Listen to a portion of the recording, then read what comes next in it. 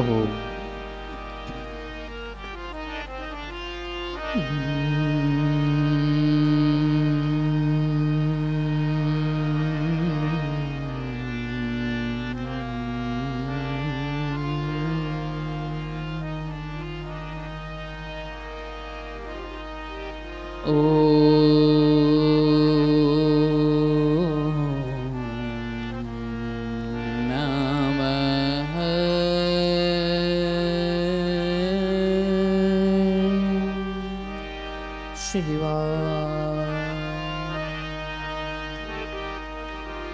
स्वस्ति श्री गणेशाय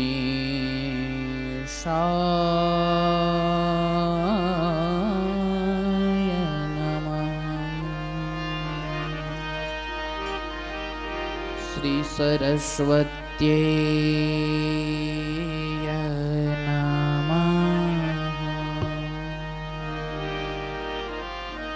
श्री सद्गुरुभ्यो नमः।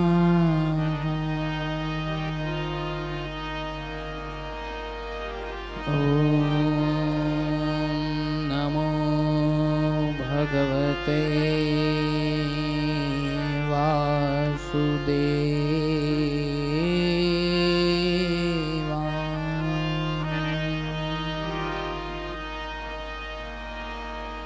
वंशी विभूषितकरान्नवनीरदाभा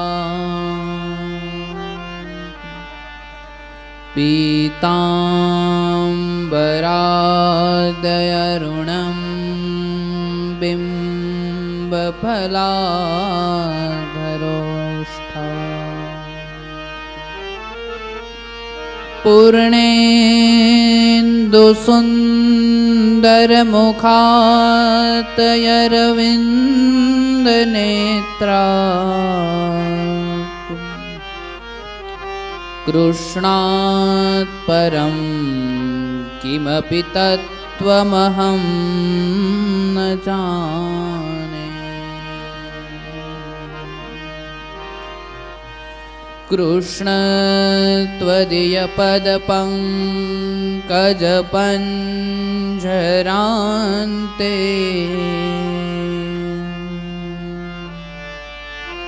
अद्यैव मे विशतु मानसराजहंस। प्राण प्रयाण समये कफवात पित्ते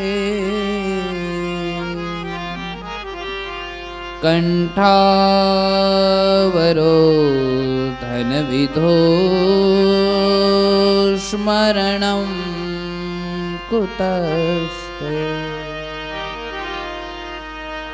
बोलिए श्री द्वारिकाधीश की जय। हर सिद्धि मात की जय।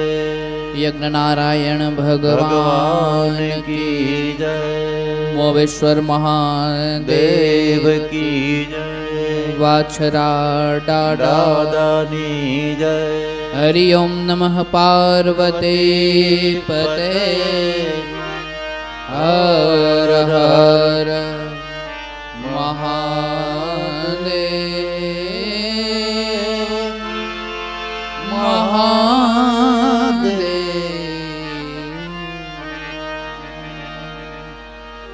आइए घड़ी दो घड़ी के लिए प्रभु नाम नु संकीर्तन करिए।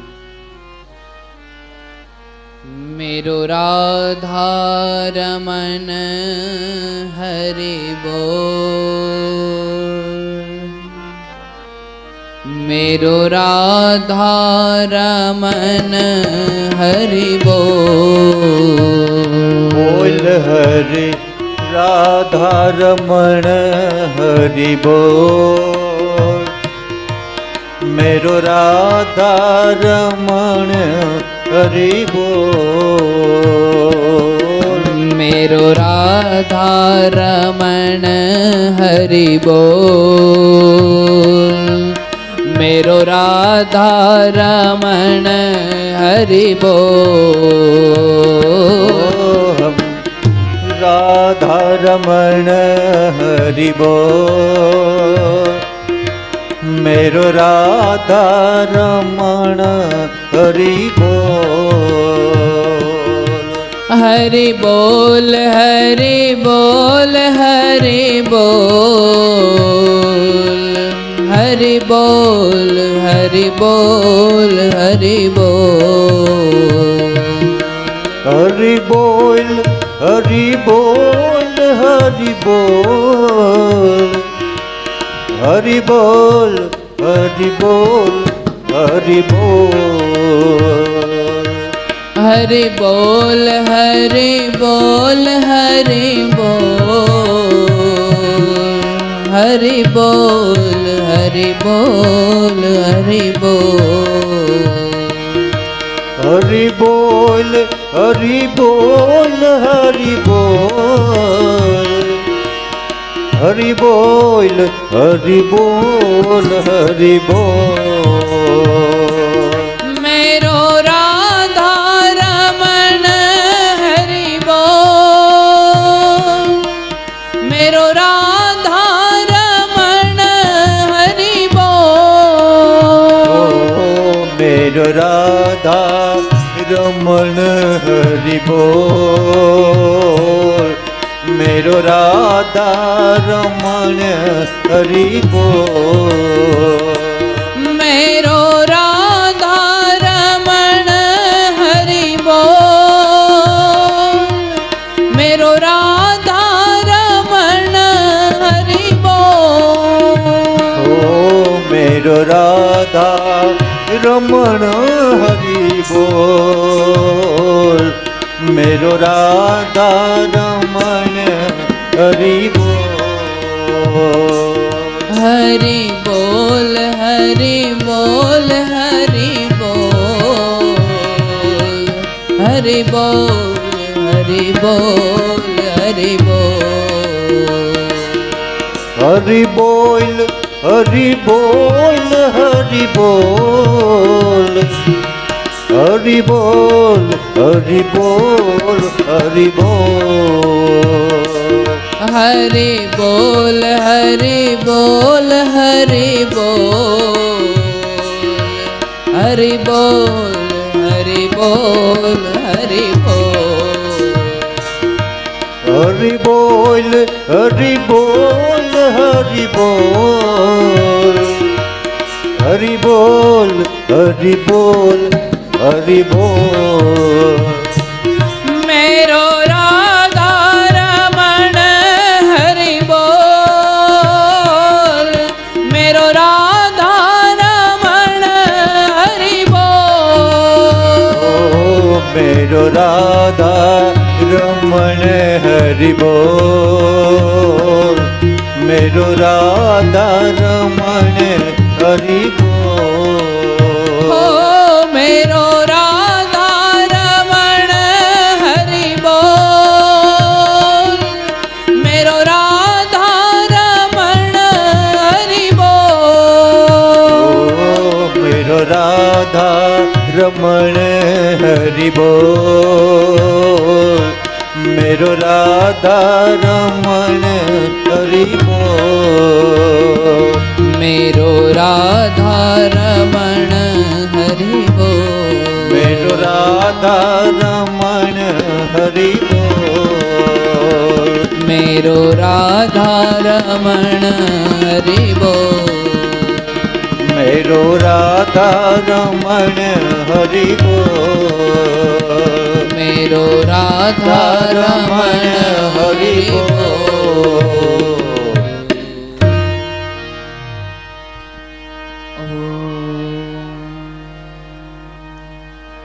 कस्तूरी तिलकं ललाटपटले, वक्षः स्थले कौस्तुभं, नासाग्रे वरमौक्तिकं करतले, वेणुकरे कङ्कणम्। सर्वांगे हरिचंदनं सुललितं कंठे च मुक्तावली गोपस्त्री परिवेशितो विजयते गोपाल चूडामणि कृष्णं नारायणं वन्दे कृष्णं वन्दे व्रजप्रियं कृष्णं द्वैपायनं वन्दे कृष्णं वन्दे पृथासुतम् गुरु ब्रह्मा गुरु विष्णु गुरुदेवो महेश्वराय गुरु साक्षात् परम ब्रह्मा तस्मै श्री गुरुवे बोल श्री गोवर्धन नाथ की जय, द्वारिकाधीश की जय, मोवेश्वर महादेव देव की जय। हरि ओम नमः पार्वती पते हर हर महादेव हर हर हर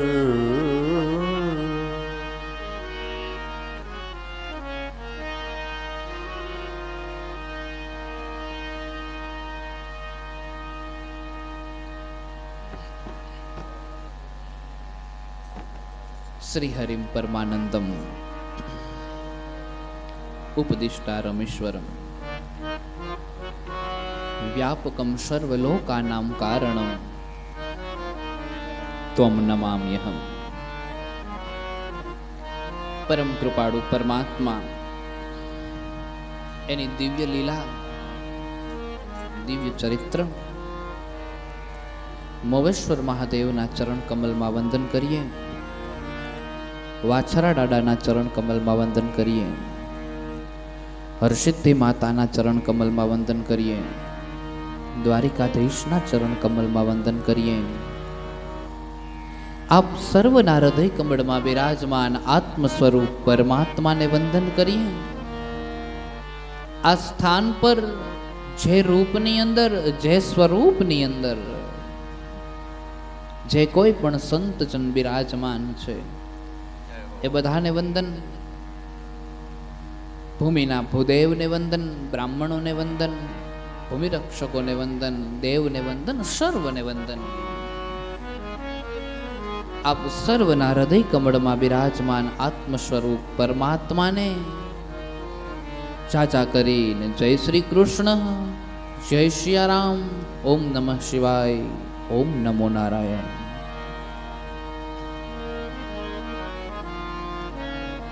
आइए कथाना प्रारंभे परमात्मा ने पचता पचता पचता पचता जय हो। आ जीवन रूपी छे दोरी छे ए दोरी ने ईश्वरना नामथी एवी मठी दईए के जेनी कोई कल्पना न करी सके। बाप परमात्माना स्मरणथी, परमात्माना नामथी, परमात्माना भजनथी आ दोरीने मढवानी छे अने मढीने पछी ईश्वरना हाथमां सोंपी देवानी छे अने ईश्वरने कहेवानुं छे के हवे हवे तमे जेम करो ए प्रमाणे सारुं, तमे जे करो ए प्रमाणे योग्य, तमे जे करो ए प्रमाणे बधुं ज सारुं। प्रभुनी कृपा बने छे, प्रभुनी कृपा थाय छे। हृदयमां कायमनी माटे राधे गोविंद राधे गोविंद राधे गोविंद भजता जईए अने ए भजता भजता जो प्रभुनी कृपा थाय तो आ आत्मदेव स्वरूपे छे ए आ आत्म छे ए आत्मने धूंधुली नामनी बुद्धि क्यारे स्पर्श ना करी शके। जय हो। पण जो राधे गोविंद आ जीवनमांथी निकળી જાય અને પછી જો ધૂંધલી નામની બુદ્ધિ આ આત્માને સ્પર્શ કરી જાય તો ધૂંધુકારી ઊભો થઈ જાય છે।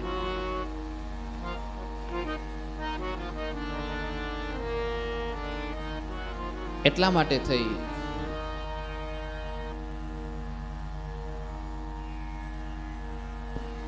માટે થઈ આ આત્મા જે છે એનો ઉદ્ધાર કરવાનો છે કાયમની માટે. શ્રી રાધે ગોવિંદ ભજ મન શ્રી રાધે જય રાધે ગોવિંદ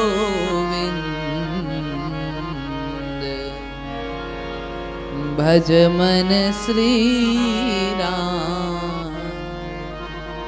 હું ને તમે આપણે બધા તુંગભદ્રાના કિનારે છીએ, હું ને તમે આપણે સૌ આત્મદેવ છીએ, અને આપણે બધાને ધૂંધુલી સ્પર્શ કરી જાય છે એટલે ધૂંધુકારી ઊભો થઈ જાય છે.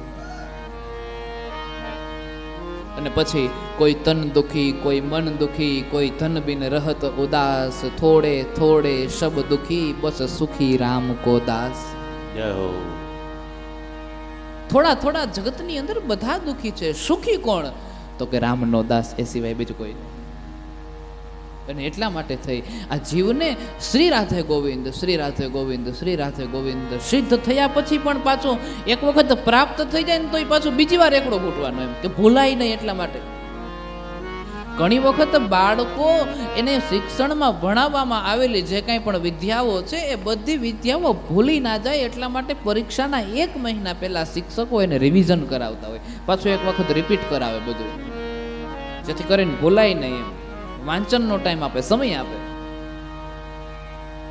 એમ આ હૃદયને, આ આત્માને ધૂંધુલી સ્પર્શ ન કરી જાય એટલા માટે થઈને આપણે પણ શ્રી રાધે ગોવિંદ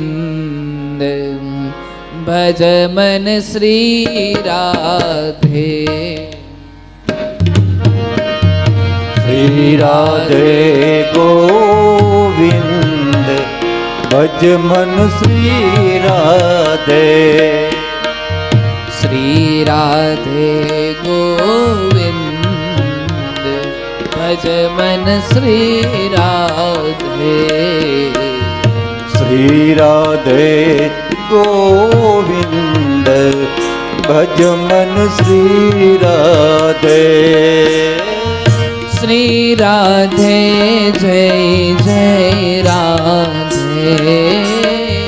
શ્રી રાધે જય જય રાધે. ઓ શ્રી રાધે જય જય રાધે. શ્રી રાધે જય જય રાધે. આપણે બધા પણ એક સાથે સુરમાં સુર મળી જાય એ રીતે તાળીઓના તાલથી શ્રી રાધે ભજીએ. કારણ કે આ આત્મદેવની કથા છે ને, આત્મદેવને ધૂંધુલી નામની બુદ્ધિ સ્પર્શ કરી ગઈ છે એટલે ધૂંધુકારી ઊભો થયો છે.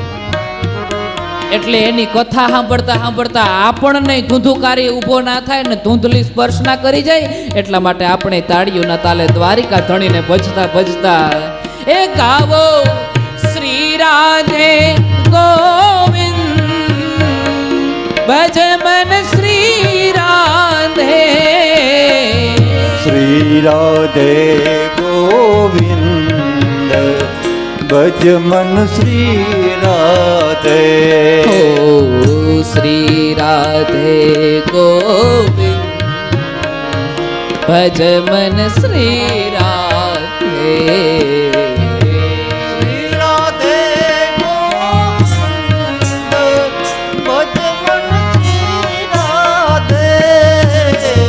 શ્રી રાધે જય જય રાધે.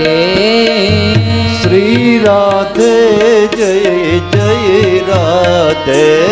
ઓ શ્રી રાધે જય જય રાધે. શ્રી રાધે જય જય રાધે. એ ગાવો શ્રી રાધે ગોવિંદ ભજ મન શ્રી રાધે. શ્રી રાધે ગોવિંદ તાળીઓના તાલથી સૌ એક સાથે. ગાવો શ્રી રાધે ગોવિંદ ભજ મન શ્રી રાધે. શ્રી રાધે ગોવિંદ ભજ મન શ્રી રાધે. તસ્યાગ્રહમ સમાલોક્ય. બ્રાહ્મણને જ્યારે માથું કૂટતા સંન્યાસીએ જોયો ત્યારે એના મનમાં એમ થયું કે આ ભજન માટે કૂટે છે, પણ હકીકતે સંતાન નથી ને દુઃખથી કૂટતો હતો. ઘણું જ્ઞાન આપ્યા, ઘણા સંદેશ આપ્યો, ઘણી બધી વસ્તુ સમજાવી, પણ બ્રાહ્મણે સમજ્યો નહીં, આત્મદેવ સમજ્યા નહીં. અને પંડિતે જ્યાં ધરાર્થીના પગ પકડાને એવું કીધું કે મને કોઈ પણ સંજોગોની અંદર પુત્ર અપાવો, નકર અહીંયા આત્મહત્યા કરું.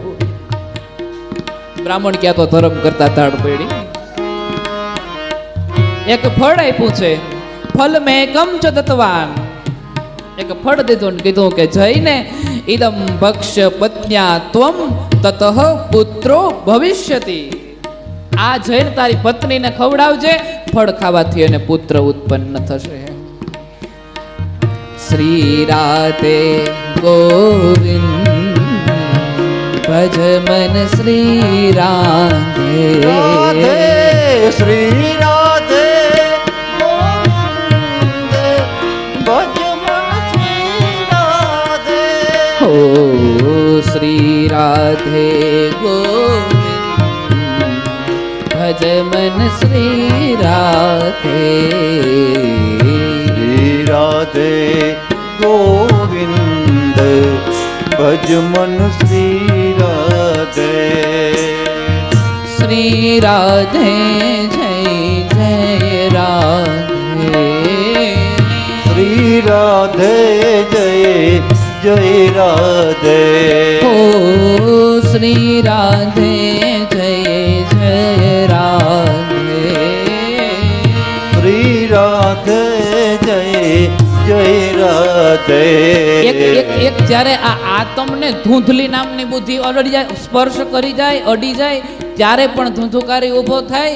અને એ આ આત્માની અંદર જ્યારે એવું કહેવાય છે કે આપણી ભક્તિનો અહંકાર જાગે ને ત્યારે સ્પર્શ કરી જાય, ત્યારે ધૂંધલી સ્પર્શ કરી એવું કહેવાય છે. નરસિંહ મહેતો જ્યારે ભજન કરતો હતો ને, એટલે નરસિંહ મહેતાના મોટા ભાઈ એમ ઘરની અંદર આવ્યા છે, કાલે પિતાનો શ્રાદ્ધ છે, તમને તો કોઈ દી કાંઈ પીડી ના હોય ને અમારે દર વખતે કરવાના, તમે કોઈ દી કાંઈ કર્યું નહીં. નરસૈયાને કહી દેજે આવીને કાલ ઘઉં મંડે ચોખા કરવાના, ચૂલું મંડે ગારવાના, આમ ને તેમને અનેક ઘણું કીધું. માણેકથી સહન ના થયું એટલે માણેક ખામું કીધું કે આ વખતે અમારા પિતાનો શ્રાદ્ધ અમે અમારી રીતે કરી લેવું. નરસૈયાની સમાધિ અવસ્થા ખુલી ને ત્યારે માણેકે કીધું કોણ હતું? એ કે મોટા ભાઈ હતા. એ કે શું કહેતા હતા? કાંઈ નહીં, બસ આ રીતે વાત. નહીં, એ વાત નથી. તમે તો મારા ભજનની સાથે સાથે ભજન કરતા હોય, પણ આજ તમારો સૂર કંઈક જુદો હતો, કારણ કે તમારી અંદરથી અહંકાર બોલતો હતો. હું તો બોલું શ્રી રાધે ગોવિંદ, શ્રી રાધે ગોવિંદ, હળવે હળવે ને તમે ઊંચા હાઈ દે એકદમ.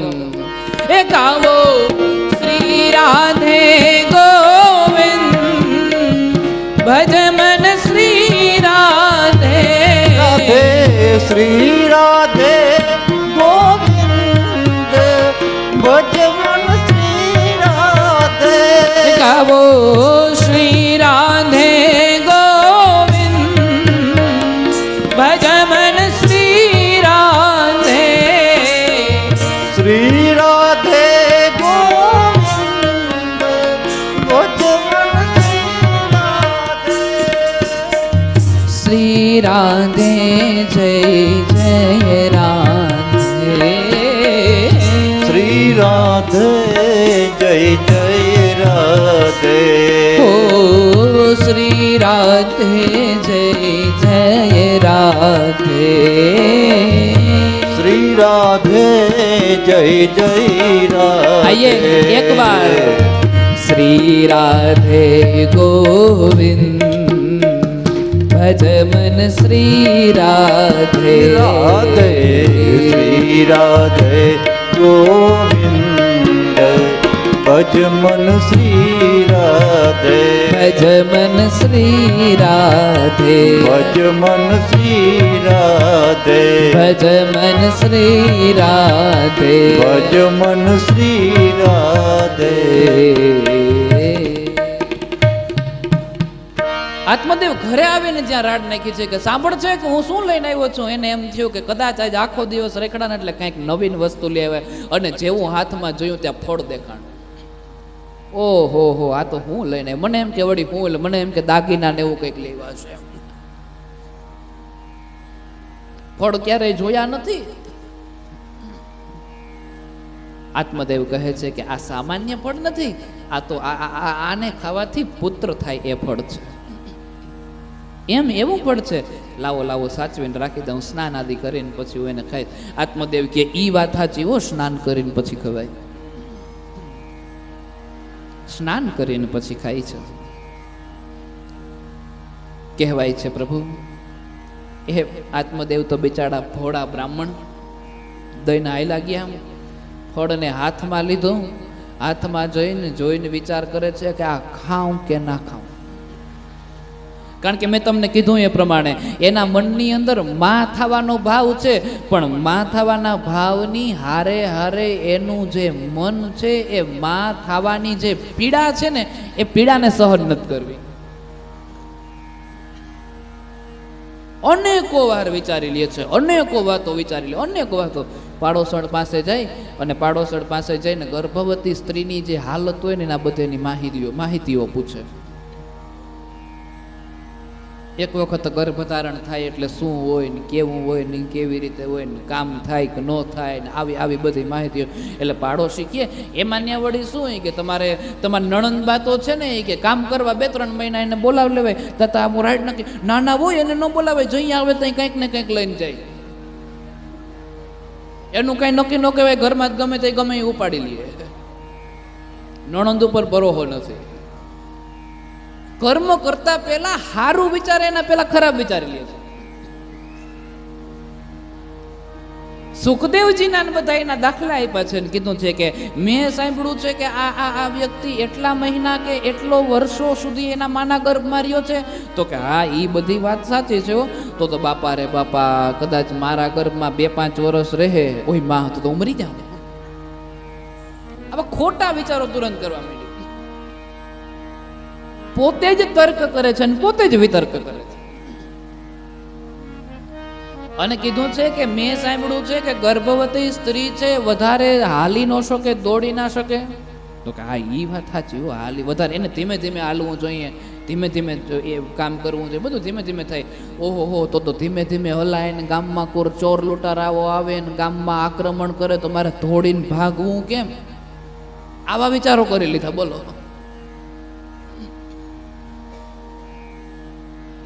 તો કે પાડોશીને કામ કરે, નાના પાડોશીને કામ કરવા બોલાય તો એને ખબર પડી જાય અમારા ઘરમાં શું હાલે. નોખા નોખા અનેક પ્રકારના એવા તર્કો ને વિતર્કો કરી લીધા છે કે જેની કોઈ કલ્પના જ નથી. એવી હરેક માણસની આદત હોય છે. ભગવાન બુદ્ધિની આદત જ આ છે, ધૂંધલીની આદત જ આ છે કે એક સારું કર્મ કરતા પહેલા ધૂંધલી અનેકો વખત વિચારે છે કે આ કરવા જાય નહીં ને આમ થાય તો. બરાબર જેથી આપણે બહાર નીકળીએ તેથી વરસાદ આવે તો એના કરતા નથી નીકળવું. અર્થ એ ક્યારેય હિંમત કરતા જ નથી, ક્યારેય હિંમત નથી કરતા. નણંદ આવે તો કંઈક ચોરી કરીને લઈ જાય, એને થોડી કામ કરવા બોલાવાય. પાડોશી આવે તો એને બધી ખબર પડી જાય. 9 મહિનાથી વધારે કદાચ ગર્ભની અંદર રહે તો મારી હાલત કેવી થાય? હું થોડી એને સહન કરી શકું, શરીર બગડી જાય. આવા અનેક પ્રકારના વિચારો જ્યાં કરી લીધા છે. એવં કૃત કર્યોગેન તત્ફલમ નેવ ભક્ષિતમ પત્યા પુષ્ટમ ફલમ ભુક્તમ ભુક્તમ ચેતિ તયેરિતમ. પાડોશી સાથે જુદી જુદી રીતે તર્કો કરે છે કે આમ કરીએ તો આમ થાય, આમ કરીએ તો આમ થાય, આમ કરીએ તો આમ થાય, આમ કરીએ તો આમ થાય. અનેક રીતે જ્યાં તર્ક વિતર્ક કર્યા છે. અને પછી કહેવાય છે કે થોડોક સમય ગયો એટલે એની બહેન આવી. રહેવાનું નહીં. એટલે એની બહેન સાથે થોડીક ચર્ચા કરી અને બહેનને એવું કીધું છે કે સાંભળ બેન, તારા બનેવી એટલે કે મારા પતિદેવ આત્મદેવ એ એક ફળ લઈ આવ્યા છે અને એ ફળ લઈને મને એવું કીધું છે કે આ ફળ ખાઈશ તો તને પુત્ર થશે. હવે બેનને એની લાલચા એટલે બેને કીધું કે હવે આ આત્મદેવને ત્યાં ક્યાં તું ફસાણી છો? હવે એક તો જેવા તેવા કાવા દાવા કરે છે ને સંતાન નથી ને પાછા વળી આ કોક સાધુનું લઈને ખવડાવી દે તો વળી આ થાતા હે તો નહીં થાય. આ ખવાય બવાય નહીં કે ફળ ખાતે દીકરા થાય, એ બધું ખોટું છે, મૂકી દે. મથલ તારે દીકરો જોઈએ છે ને એ બેન સાંભળ, તારે ઘેર ઘણી બધી સંપત્તિ છે પણ ખાવાવાળા કોઈ નથી અને મારી ઘેર ખાવાવાળા ગણાય છે તો ખાવાનું કાંઈ નથી. એના કરતા એક કામ કર, મારા ગર્ભમાં અત્યારે ગર્ભ છે, એનાથી જે પુત્ર ઉત્પન્ન થશે હું તને વચન આપું છું એ તને આપી દઈશ અને એના બદલામાં તું મને સંપત્તિ આપજે. કારણ કે બેને એનો એનો એનો સ્વાર્થ જોયો છે. તું મને સંપત્તિ આપજે, હું તને દીકરો આપી દઈશ. તારે ઘેર સંપત્તિ ઘણી બધી છે, ખાવા વાળું કોઈ નથી. મારી ઘેર ખાવા વાળા મોલકના છે, સંપત્તિ નથી, ખાવાનું કાંઈ નથી, બહુ ઘટે છે. અને ત્યારે ધૂંધલી કે હા હો, એ વાત સાચી, આનાથી પીડાઈ સહન ના કરવી પડે અને દીકરોય મળી જાય. પણ મારા આત્મદેવ હવે ઈ તો હાવ ભોળા છે ને, તો થોડાક દી નાટક કરજે, તો જેમ તેમ કરીને 2-3 મહિના નીકળી જાય, પછી દીકરો આવે એટલે હું રાતે તને આપી જાય. એ સત્ય છે. બને છે એવું ભગવાન, તો પછી આ ફળનું શું કરવું? અને ફળિયામાં બાંધેલી એક ગાયને જોઈ છે, ગાયને જોઈ ત્યાં કીધું છે કે તો પછી એક કામ કર, ફળનું ગાયને ખવડાવજો એટલે એનાથી ખબર પડી જાય કે આ ફળ સાચું છે કે ખોટું છે. હકીકતે સંત દ્વારા આપેલો જે પ્રસાદ હતો એ ધૂંધુલી હતી, એ દુર્બુદ્ધિ હતી. એટલે એ સંત પ્રસાદ ધૂંધુલીને પેટમાં જવા માંગતો જ નતો. અહીંયા જો સંન્યાસીની વાત સત્ય પડે છે, આત્મદેવને ખબર નથી કે મારો દીકરો છે કે કોનો દીકરો છે, પણ અહીંયા સંન્યાસીની વાત સત્ય પડે છે.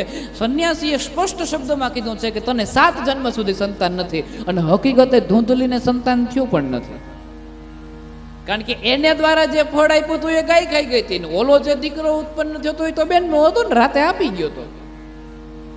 એટલે ખરેખર એ સંતાન વિનાના જ છે.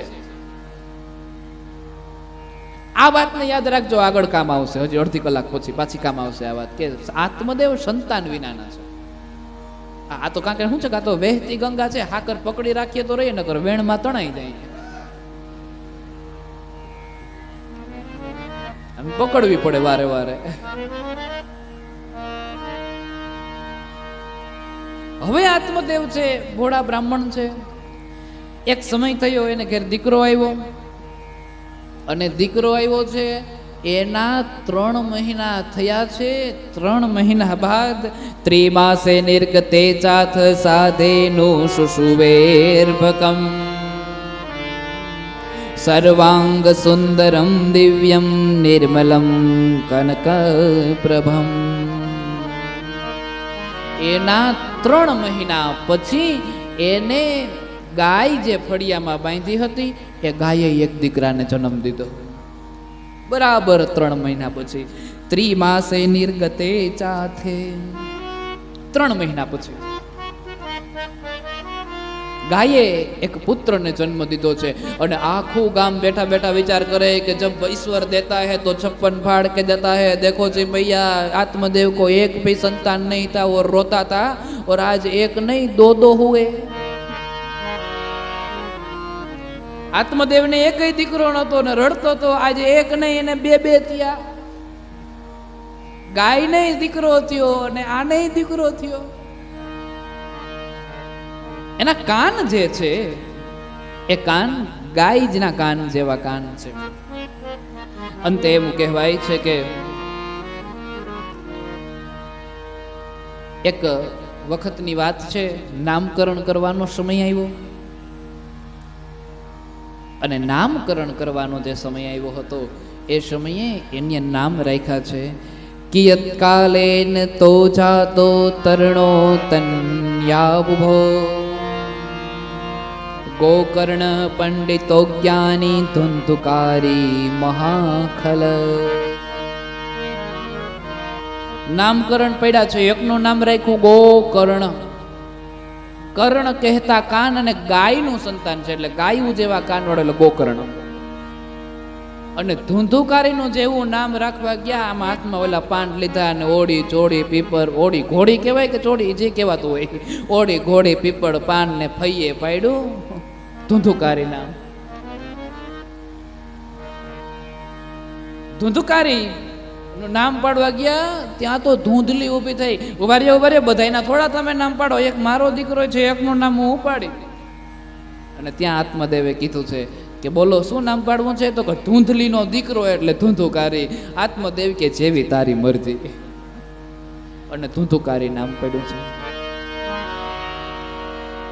પણ આ ગોકર્ણ છે એ સંતની પ્રસાદી છે, એટલે ગોકર્ણ કેવા થયા છે? ગોકર્ણ પંડિતો જ્ઞાની. ગોકર્ણ બહુ મોટા વિદ્વાન પંડિત થયા છે, જ્ઞાની છે, વિદ્વાન છે, સંત જેવું જીવન છે. કારણ કે સંતની પ્રસાદી છે ને. અને મેં તમને કીધું એ પ્રમાણે ભજનના નંદી પાસેથી જ મળે અને ભોગીઓ પાસેથી ભોગ મળે. ધુંધુકારીનો જન્મ કેમાંથી થયો? તો કે ભોગને કારણે. એની બહેને શું કીધું હતું? ધુંધલીની બહેને કે તું મને પૈસા આપ ને હું તને દીકરો આપું. એટલે ભોગનું કારણ બન્યું છે. અને અહીંયા પ્રસાદ, કોનો પ્રસાદ? તો કે સંતનો પ્રસાદ હતો.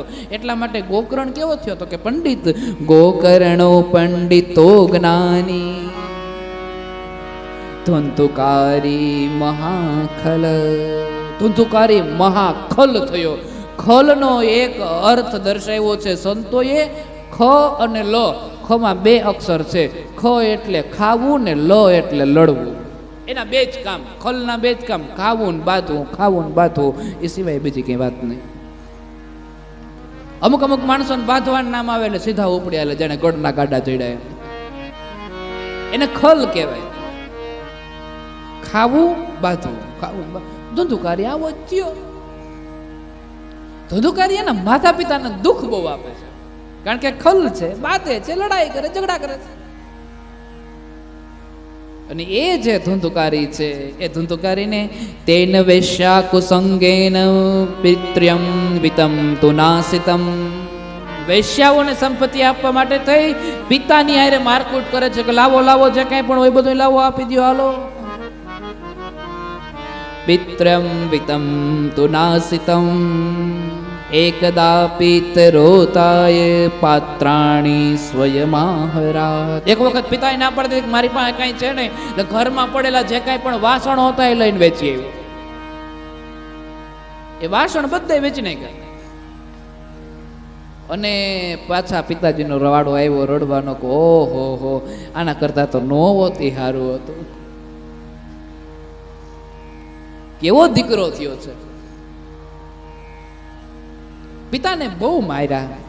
મારીને પછી ઘરમાં જે કાંઈ પણ વાસણો હતા એવો ભયાનક રાક્ષસી જેવો સ્વભાવ થયો છે. એક મોટો નાનો ખાડો, એવો કુવા જેવો એકદમ ખાડો હોય, જેમાં પાણી ના હોય. નાના નાના બાળકોને લઈ લઈએ, ખોપરીઓને મરડીને એમાં નાખી દે ને પછી એમાંથી જે માંસના લોથડાઓ નીકળે છે એ લોથડાઓને જોઈને હસે, એને એમાં મજા આવે. બોલો, અમુક માણસો એવા હોય, કોઈને દુઃખ દેવામાં એને મજા આવતી હોય, કોઈને મારવામાં મજા આવતી હોય, કોઈને લોહી કાઢવામાં. એમાં ધુંધુકારી એવો વ્યક્તિ છે કે બાળકોને લઈ કુવામાં પધરાવી દે, પછડાય છે મસ્તકોને, એમાંથી જ્યારે લોથડાઓ નીકળે છે હસે છે લોથડાઓ છે, એને મજા આવે છે. ધુંધુકારી મહાખલ. ધુંધુકારી કેવો છે? તો કે મહાખલ છે. પિતાને બહુ થયું કે હવે અહીંયા રહેવા જેવું નથી, હવે અહીંથી નીકળી જવાય, હવે અહીંથી જતું રહેવાય. અને ત્યારે પિતાજી મરવા માટે જતા હતા. હવે મરી જાવું છું, હવે નથી રહેવું એમ. અને જેવા રોતા રોતા પિતા જતા હતા એને હામાં ગોકર્ણ જડ્યા. ગોકર્ણ મેળા છે. અને ગોકર્ણ જ્યારે મેળા છે એટલે પિતાજીને પૂછ્યું ક્યાં જાવ છો? ત્યારે આત્મદેવે એવું કીધું છે કે આ જોતો ખરી ધુંધુકાર, એનાથી બહુ દુઃખી છું, હવે હું કંટાળી ગયો છું, હવે અહીં રહેવું નથી, હવે જાવું છે, હું જાવું છું, મરી જાઉં, મૃત્યુ પામી જાઉં. અરે પિતાજી, મૃત્યુ એ રસ્તો નથી. અહીંયા ગોકર્ણ અમુક બે શ્લોકોની અંદર પિતાને જ્ઞાન આપે છે, જેને ગોકર્ણ ગીતા પણ કીધી છે. એમાં લખ્યું છે, દેહે સ્થિમા શરુધેરી ભીમતિમ ત્યજત્વમં જાયા સુતાદિષુ સદા મમતાં વિમુચ્ય પશ્યાનિશં જગદિદં ક્ષણભંગનિષ્ઠં વૈરાગ્યરાગસરેક્ષુકો ભવભક્તિનિષ્ઠ ધર્મ ભજસ્વ સતતં त्यज लोक धर्मान सेवस्य साधु पुरुषाहि काम तृष्णा अन्यस्य दोष गुण चिंतन मासु मुक्त्वा सेवा कथा रसमोहो निरतापिबत्वम् एवं सुतोक्ते वसतोऽपि गृहं विहाय यातो वनं स्थिरमतिर्गतः सतैष्टिवर्ष युक्तो हरेर्नुदिनं परिचर्ययासो श्री कृष्णमापनियतं दशमस्य पाठा. પિતાજીને કહીને સમજાવ્યું છે, જેને આપણે ગોકર્ણ ગીતા કીધી છે, ગોકર્ણ ગીતા પણ તરીકે જાણીએ છીએ, કે હે પિતાજી, આવી રીતે મૃત્યુ પામવું એ રસ્તો નથી. અમુક સમય આવે ત્યારે આપણે આપણી બધી જ જવાબદારીઓમાંથી નિવૃત્ત થઈ અને પછી છોકરાઓને જેમ કરવું એમ કરવા દેવાય, આપણે હરિભજન કરી લેવાય. પછી બહુ એમાં ફસાવ ન કરાય, આ આમ કરે છે ને તે તેમ કરે છે ને એમાં બહુ આપણે ઊંડું ન ઉતરાય. આપણે આપણી રીતે હરિભજન કરી લેવાય. આ શરીર છે એ પિતાજી બે વસ્તુઓથી બંધાયેલું છે, એક અહમતાથી અને એક મમતાથી. મમતા હોય છે પુત્ર પ્રત્યેની મમતા, પત્ની પ્રત્યેની મમતા, ભાઈઓ પ્રત્યેની મમતા, કુટુંબ પ્રત્યેની મમતા, મિત્ર પ્રત્યેની મમતા, પરિવાર પ્રત્યેની મમતા, પુત્રેષણા વિતેષણા, અનેક પ્રકારની મનની અંદર પેલી હોય છે, આશાઓ હોય છે. હે પિતાજી, આ શરીર છે એ અહમ અને મમતાથી બંધાયેલું છે, અને એક સમય આવે આ શરીરને અહમ અને મમતાએ જે ઘેરી લીધું છે, એ સમયે અહમ અને મમતાથી દૂર થઈ જવું જોઈએ. બહુ અહમમાં ન રહેવાય, બહુ મમતામાં ન રહેવાય. સમય આવે ત્યારે મમતાથી પણ છેટું વયું જવાય, અને સમય આવે ત્યારે અહમતાથી પણ દૂર ભાગી જવાય. અહમતા તો જરાય જરૂરી જ નથી, પણ આ શરીર એનાથી બંધાયેલું છે, એટલે વારંવાર આપણને સ્પર્શ કરશે, અને એટલા માટે થઈને આપણે એનાથી દૂર થતું રહેવાનું છે. હે પિતાજી, અમુક સમય આવે છે ત્યારે જ્યારે મમતા અને અહમતા આપણને ઘેરી લે છે, ત્યારે એ અહમતા અને મમતાને મૂકીને આપણે વૈરાગમાં જવાનું છે. ના કોઈના દોષ જોવાય કે ના કોઈના ગુણ જોવાય. કારણ કે તમે જ્યારે કોકના દોષ જોવો છો, દોષમાં તો સમજાણો કે ના કોઈના દોષ જોવાય, કારણ કે ખરાબ વસ્તુ છે, પણ ગુણ તો સારા હોય છે, આપણને આકર્ષિત કરે કે ફલાણો તો જો કેટલું સરસ બોલે છે, ફલાણો તો જો કેટલું સારું ગાય છે, કેટલા સારા કામ કરે છે, કેટલો ઉત્તમ રીતે રહે છે, કારણ કે એના ગુણ છે, આપણને આકર્ષિત કરે છે. પરંતુ એ ગુણમાં પણ જ્યારે આપણે આકર્ષિત થઈએ છીએ ત્યારે આપણી મમતા એના પ્રત્યે બંધાય છે, એટલે આપણે ગુણમાં આકર્ષિત થવાનું નથી. અને જો આ શરીર આપણને એના પ્રત્યે આકર્ષિતતા વધારે જગાડે, ત્યારે આપણે એવું કરવાનું કે હે પ્રભુ પરમાત્મા, તમારા બનાવેલા જે ગુણ છે આનામાં બહુ શોભે છે, એટલે એના દ્વારા પણ ઈશ્વરનું ભજન થઈ જાય. તમારા જે બનાવેલા ગુણો છે, તમે જે ગુણો આની અંદર નાખ્યા છે, એ ગુણને એ સારી રીતે નિભાવે છે. એટલે કોઈના ગુણને પણ ન જોવા, કોઈના દોષને પણ ન જોવા. કોઈના દોષને જ્યારે તમે જોવો છો ત્યારે તમને તમારી અંદર અહમતા જાગે છે કે હું તો એના કરતા હારો. પછી હારા હોય કે ના હોય તો દુનિયા જાણતી હોય, પણ આપણે નક્કી કરી લઈએ કે હું એના કરતા હારો. એવું આપણે નિર્ણય કરી લઈએ છીએ. ઓલો જે કરે ને એના કરતા હું હારો, ઓલો કથા કરે ને એના કરતા હું બહુ હારી કરું, હું થોડું કઈ મારું ખરાબ કરું. એ અહંકાર, દોષ જ્યારે તમે કોઈના જોવ છો ત્યારે અહંકાર પણ જાગે છે, અહમતા પણ જાગે છે. અને ત્યારે કીધું છે ગોકર્ણે કે કોઈની અહમતાય ન જોવાય અને કોઈના દોષય ન જોવાય ને કોઈના ગુણ કાંઈ જોવાય નહીં. આપણે આપણો ટાઈમ થાય એટલે હરી ભજવા માટે થઈને નીકળી જવાય બસ. પછી જે કરવું એ કરે, જે થાવું હોય એમ થાય. આપણે ટાણે રોટલો જડી જાય ને એટલે ખાટલો ઢારીને એ ઢોલીએ હોઈ જવાય ને આકાશમાં તારા ગણાય. જય હો. હા હા, એ ઠામ ધોઈ તોય ભલે ને હવારે ધોઈ તોય ભલે ને આપણે શું ઉપાધિ. એને કરવો ને ગરમ પાણી કરે કે ઊનું કરે કે ટાટું કરે કે જી કરે.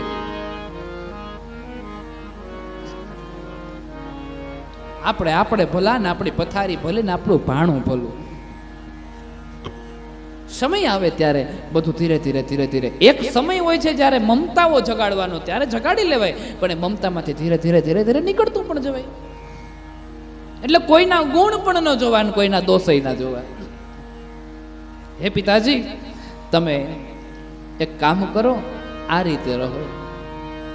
અને જ્યારે એવું કહેવાય છે કે પિતાજીને આ બધા જ પ્રકારનું જ્ઞાન આપ્યું છે, બધા જ પ્રકારની સમજણ આપી છે. અને ત્યારે પિતા એ જ્ઞાનને સાંભળીને ગોકર્ણને કહે, એક વાત કહું? બોલે, શું? તમારો જન્મ થયો પેલા મને સંન્યાસી મળ્યો ને એ યાદ કહેતો હતો, પણ ત્યારે મન નો સમજાણો. હવે દુઃખ પડ્યું એટલે સમજાણો, હવે અનુભવ થયો એટલે સમજાણો. કોઈ સંન્યાસીઓ આવીને આપણને એ જ સમજાવે છે કે આમાં બહુ નથી મજા, ત્યારે આપણને નથી સમજાતું. પરંતુ જ્યારે એની અંદર દુઃખ પડે છે ત્યારે આપણે એમ થાય કાનથી છેટા હારાઓ. અગ્નિને પ્રથમ વખત જ્યારે સ્પર્શ કરીએ, દાજીએ નહીં, ત્યાં સુધી આપણને એમ થાય કે હવે એમાં થોડુંક એટલું દાજતી જતા હોય, કેમ એટલી બધી રાયડું નાખતા હે? એ તો ઓઈટ તો ખબર પડે. એક વખત અનુભવ થાય ને પછી જે દુઃખ ઉત્પન્ન થાય છે, એ દુઃખ છે એ પછી આપણે એની બાજુમાં જાતા બીજી વાર ડરીએ છીએ. પિતાજી સંન્યાસી બેના છે, ત્યાંથી નીકળ્યા છે. હવે ઘરમાં માતા રહ્યા છે. હવે ધુંધુકારી માં સામે જવાજબી કરે છે, લાવો જે કાંઈ પણ હોય આપી દો, જે કાંઈ પણ હોય, ના હોય તો મારે મારકુટ કરે છે. ઇતિ તદ્દક્ય સંત્રા સાજન્યા પુત્ર દુઃખત કુપે પાત કૃતો રાત્રો તેન સા નિધનમ ગતા. પુત્રએ એટલા દુઃખો આપ્યા કે તારી પાસે જે સંપત્તિ હોય એ બધી જ સંપત્તિ આપી દે, નકર આ સળગતી લાકડીથી તને મારીશ. આવી ધમકી દીધી, સળગતી લાકડીથી તને મારીશ. અને આ વાત જ્યાં સાંભળી માતા બહુ ડરી ગઈ, કૂવામાં પડીને મરી ગઈ છે. કૂવામાં પડી ગઈ છે ને પોતાને આત્મહત્યા કરી લીધી છે. પછી ગોકર્ણે વિચાર કર્યો, પેલા પિતાજી સંન્યાસી થઈને નીકળી ગયા, પછી માતા કૂવામાં પડીને મરી ગઈ, હવે ત્રીજો નંબર મારો છે. એટલે ગોકર્ણ કહે, હવે અહીંયા જાજુ રહેવાય નહીં ને, આપણે નીકળી જઈએ ને ભાઈ પાસે જઈને ધુંધુકારીને કહે, ભાઈ હું નેમિષારણ્ય એમ કથા સાંભળવા જાઉં, એમ કરીને નીકળી ગયા. ગોકર્ણ જ્યાં કથા સાંભળવા માટે જાય છે, અને કથા સાંભળવા માટે જાય છે ત્યારે એવું કહેવાય છે કે ગોકર્ણ ધીમે ધીમે નીકળતા ગયા. એ બાદ ધુંધુકારીના મનની અંદર એમ થયું કે હવે તો હું એકદમ સ્વતંત્ર થઈ ગયો છું, હવે આપણે કઈ ચિંતા જેવું છે ને, હવે નથી કોઈ રોકવા વાળું, નથી કોઈ ટોકવા વાળું, નથી કોઈ કઈ કહેવા વાળું. અને ત્યારે ગોકર્ણ ના ગયા બાદ ધુંધુકારી 5 વેશ્યાઓને એ ઘરની અંદર લઈ આવ્યો છે. રોજ ચોરી કરે, રોજ લૂંટફાટ કરે, ચોરી અને લૂંટફાટ ને આ બધી જ અનેક પ્રકારની પ્રક્રિયાઓ કરીને એને સંપત્તિ આપી દે છે. એક વખત બહુ મોટો હાથ માર્યો છે અને બહુ મોટો હાથ મારી અને પછી એવું કહેવાય છે કે એણે રાજાના ઘરની અંદર ચોરી કરી હતી. એ રાજાના ઘરની અંદર જ્યાં ચોરી કરી ત્યારે એવું કહેવાય છે કે સંપત્તિને જોતાની સાથે 4-5 વેશ્યાઓ સમજી ગઈ કે આ કોઈ રાજાની સંપત્તિ છે અને રાજા આની શોધ કરવા માટે નીકળશે. અને જ્યારે એને ખબર પડશે કે આને લીધી ત્યારે આને પકડશે ને મારશે ને કહેશે કે કોની પાસે છે અને એ આપણું નામ દે, એના કરતાં એક કામ કરીએ આપણે જ મારી નાખીએ. પછી મધ્યરાત્રિએ 5 વેશ્યાઓએ એને ખાટલાની વચ્ચોવચ્ચ બાંધ્યો છે. કથા બહુ પ્રચલિત છે એટલે વિસ્તારથી કરતા નથી. અને બાંધીને ગળે ટૂંકો દેવા જાય છે. એના મુખમાંથી અવાજ નીકળી જાય છે એટલે અંગારાઓ રાખના ચૂલામાં પડ્યા હોય છે. એટલે એ સમયે એક પાત્રની અંદર અંગારાઓ લે છે ને એના મોઢામાં પધરાવી દે છે. દેવતાઓ જે ચૂલાની અંદર જે અંગારાઓ હોય છે એ અંગારા એક પાત્રની અંદર લઈ અને પછી એના મુખની અંદર પધરાવી દે છે. અને આ રીતે ધંધોકારીનો જીવ જાય છે. ધંધોકારી મૃત્યુ પામ્યો. 5 વેશ્યાઓ પણ ત્યાંથી નીકળી ગઈ. ગોકર્ણને જ્યાં આ વાતની ખબર પડી છે, ગોકર્ણ એમ કહ્યું કે હવે એની પાછળ કોઈ છે નહીં, એટલે એની માટે ગયાજીની અંદર શ્રાદ્ધ કરાવે છે. અનાથમ તમ વિદિત્વેવ ગયા શ્રાદ્ધ મચે કરત યસ્મિસ્તતીર્થે તુ સંયાતિ તત્ર સાર્ધમવર્તયત. ગયાજીમાં શ્રાદ્ધ કર્યો. શ્રાદ્ધ કરીને પાછા ઘરે ફર્યા છે. અને જેવા જ્યાં ઘરે ફર્યા છે ફરતાની સાથે જ ઘરની અંદર પ્રવેશ કર્યો છે. રાત્રિનો સમય પડ્યો, સૂવા માટે ગયા છે. ખાટલા ઉપર જઈને સૂતા અને જેવા સૂતા એટલામાં એને એક ભેડ દેખાણું. ભેડ નામનું પ્રાણી દેખાડું. ભેડની પાછળ દોડ્યો તો ભેડમાંથી ભેંસ બની ગઈ.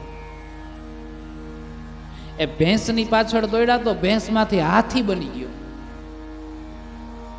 પછી ગોકર્ણ સમજી ગયા કે આ આમની પાછળ બહુ જાજુ પડ્યા જેવું નથી, આમ પડે વર્ગી જાય એમ છે. પછી ગોકર્ણે પૂછ્યું કે તું કોણ છે? એટલે મનુષ્ય રૂપની અંદર પ્રગટ થયો છે. અને મનુષ્ય રૂપની અંદર પ્રગટ થઈને પછી ગોકર્ણના પૂછવા માત્રથી એને જવાબ નથી દેતો. રડ્યા કરે છે, બસ રડ્યા રાખે છે, રડ્યા રાખે, રુદન, કારણ કે બોલી નથી શકતા. પ્રેતીઓની અંદર છે, બોલી નથી શકતો. અને એટલે ગોકર્ણે હાથમાં જળ લીધું, અંજલિ લીધી. અંજલિ લઈને મંત્ર જાપ, કારણ કે વિદ્વાન બ્રાહ્મણ છે. અંજલિ લઈને આમાં જળ હાથમાં પધરાવ્યું અને પછી જેવી છાંટી અને પૂછ્યું છે કે કોણ છે? ત્યારે ધુંધુકારીનું જે પ્રેત આત્મા હતો એ પ્રેત બોલ્યો છે, અહમ ભ્રાતા ત્વદીયોસ્મિ ધુંધુકારીતિ નામતઃ સ્વકીયેનેવ દોષેણ બ્રહ્મત્વં નાસિતમ મયા. અરે હું તારો ભાઈ ધુંધુકારી છું. ગોકર્ણ કે અરે તું ક્યાંથી હોય? હું તો હમણાં ગયાજીમાં તારો શ્રાદ્ધ કરીને આવ્યો છું. અરે આવા હો શ્રાદ્ધ કરો ને તોય મારી મુક્તિ નહીં થાય, કારણ કે એટલા તો પાપ કર્યા છે. પણ શાસ્ત્ર દ્વારા એવું કહેવામાં આવ્યું છે કે ગયાજીની અંદર જે કોઈ પણ મહાનમાં પાપી હોય અને એનો પણ જો શ્રાદ્ધ કરવામાં આવે તો ન્યાય એને મુક્તિ પ્રાપ્ત થઈ જાય છે. તો ગોકર્ણના શ્રાદ્ધથી ધુંધુકારીને મુક્તિ શું કામ પ્રાપ્ત ન થઈ? હવે ઓલી પહેલી વાત મેં તમને કીધું હતું ને, યાદ રાખજો, એ અહીંયા આવશે. ધુંધુકારી કોનો દીકરો હતો? ધૂંધલીના બેનનો દીકરો. અને ગોકર્ણ કોનો દીકરો હતો? ગાયનો દીકરો. હવે ગોકર્ણ છે એને એમ છે કે ધુંધુકારી મારો ભાઈ છે એટલે એના ગોત્રથી સંકલ્પ કરતો હતો. હકીકતે આનું ગોત્ર જુદું હતું એટલે સંકલ્પ ખોટો પડતો હતો.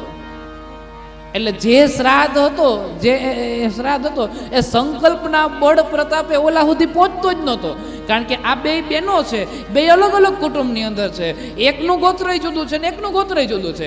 એટલે આ ધૂંધલીના ગોત્રથી ના શ્રાદ્ધ કરે છે તો કદાચ એના ગોત્રમાં હોય તો એને મોક્ષ મળી જાય, પણ આ તો એની બેનનો દીકરો હતો ને અને એ ગોકર્ણને ખબર નહોતી. અને આમ જોઈએ તો ધુંધુકારીને હકીકતે તો ખબર કદાચ ના જ હોય ને, કારણ કે એનો જન્મ પહેલાની આ બધી કહાનીઓ છે. સંકલ્પનો એટલો પ્રભાવ છે પ્રભુ. જ્યારે બ્રાહ્મણો દ્વારા સંકલ્પ કરાવવામાં આવે છે ત્યારે નામ, ગોત્ર, આ બધી જ વસ્તુ યોગ્ય રીતે બોલવી જોઈએ. ખબર ન પડે તો પૂછી લેવાય કે અમારું ગોત્રની અમને ખબર નથી, અમારે શું કરવું, એમ એના રસ્તાઓ હોય છે.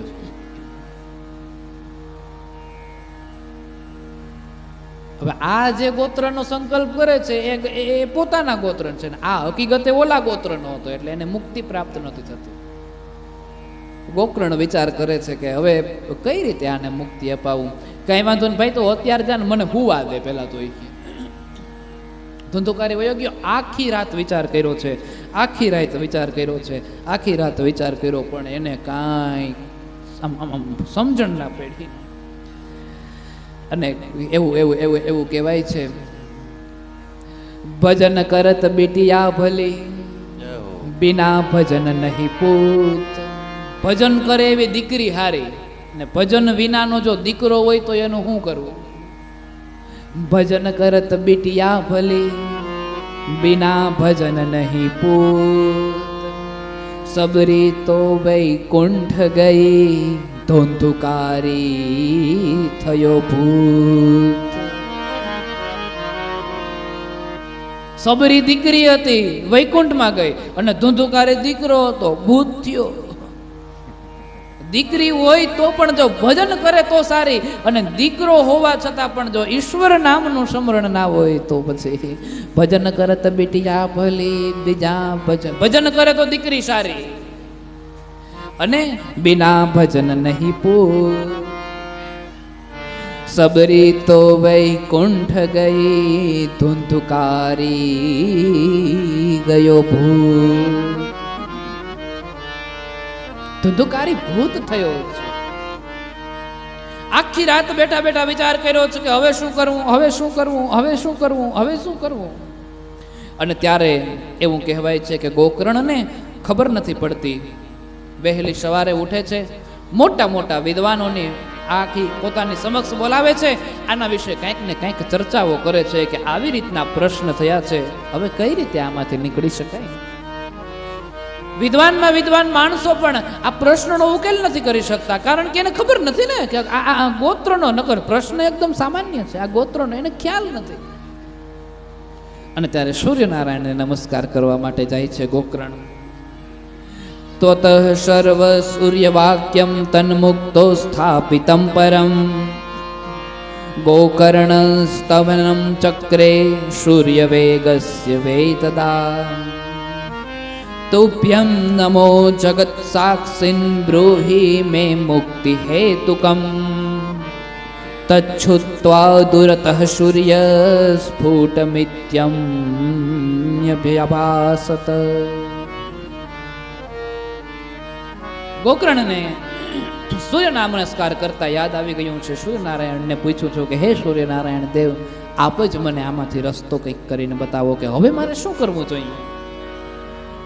અને ત્યારે સૂર્યનારાયણે એને આશીર્વાદ આપતા કીધું છે, શ્રીમદ ભાગવતાન મુક્તિ સપ્તાહમ વાચનમ કુરુ. શ્રીમદ ભાગવત થી જેવો પાપી જીવ હોય ને એની મુક્તિ થઈ જાય છે. ભગવાન આપણા પિતૃઓની મુક્તિ થાય એટલે ભાગવત નો કરવાની હોય. હકીકતે આપણા પિતૃઓ મુક્ત થઈ ગયા હોય ને એટલે આપણે ઘેર ભાગવત થતી હોય. આપણા પિતૃઓ મુક્ત થાય ત્યારે જ એની આપણા ઉપર અસીમ કૃપા વરસે, અસીમ સત્સંગ થાય, અસીમ કૃપા અને અસીમ આશીર્વાદો આપણી ઉપર વરસે, ત્યારે આપણા પિતૃઓ આપણે ઘેર ભાગવત મોકલે. આમ હોય ભાગવત કરવી, મુક્તિ કરવી કોની? આપણે કહીએ પિતૃઓને. અરે પણ એ મુક્ત થયા છે એટલે તો આ બધું થાય છે. તો મુક્ત જ ના હોય તો કઈ રીતે કરવા દે આપણને? શ્રીમદ ભાગવતાન મુક્તિ સપ્તાહમ વાચનમ કુરુ. ઇતિ સૂર્યવચઃ સર્વે ધર્મરૂપમ તુ વિશ્રુતમ. ભગવાન સૂર્યનારાયણ દેવ છે એ સૂર્યનારાયણ દેવ એ પ્રસન્ન થાય છે, પ્રગટ થાય છે અને એને કહે છે કે શ્રીમદ ભાગવત કથાનો સત્સંગ કરાવો, ભાગવત કથાનો સત્સંગ કરાવો અને એનાથી એને મુક્તિ પ્રદાન થશે, એનાથી એનું કલ્યાણ થશે. ભગવાન ભાગવત કરવા માટે તૈયાર થયા છે. ભાગવત કરવા માટે જ્યાં તૈયાર થયા છે, તૈયાર થતાની સાથે જ એવું કહેવાય છે કે ધુંધુકારીની મોક્ષ માટે થઈને ગોકર્ણ પોતે વ્યાસ ગાદી ઉપર બેસી જાય છે, કારણ કે પોતે વિદ્વાન પંડિત છે, જ્ઞાની છે, સમજે છે, બધું જાણે છે. સુંદર રીતે 7 દિવસની ભાગવત કથા કરી અને ભાગવત કથા કરીને જેવો ધીરે ધીરે ધીરે ધીરે કરતા કરતા સમય વીતતો ગયો અને ઓલી વાંસની સોટીને આપણી જે કથા છે જાહેર આપણે બધાને ખબર જ છે, 1 ગાંઠ ફૂટે ને 2 ગાંઠ ફૂટે ને 3 ગાંઠ ફૂટે ને 4 ને 5 ને છેલ્લે 7 ફૂટે, એમાંથી એક જ્યોતિ પ્રગટ થાય છે અને ઈશ્વર એને વિમાનમાં બેહાડીને લઈ જાય છે. આપણે બધા આમ જ કરીએ કે આપણે કથા સાંભળી લઈએ, ભગવાન આવે, ભગવાનના મંદિરે જઈએ, 1 રૂપિયાના સિક્કાનો ઘા કરીએ ને પછી એમ કે હે પ્રભુ મને પ્લેન લઈને તેડવા આવજે.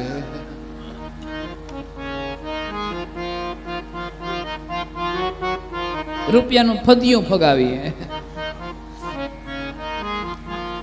ઓલા હળેલા ચોખા જે કંટ્રોલમાંથી આવ્યા હોય ને એના સાથિયા કરીએ. ઓલ બાસમતી તો વેવાય હાટું રાખ્યા હોય, આવે તો પાત કરવા હાટું.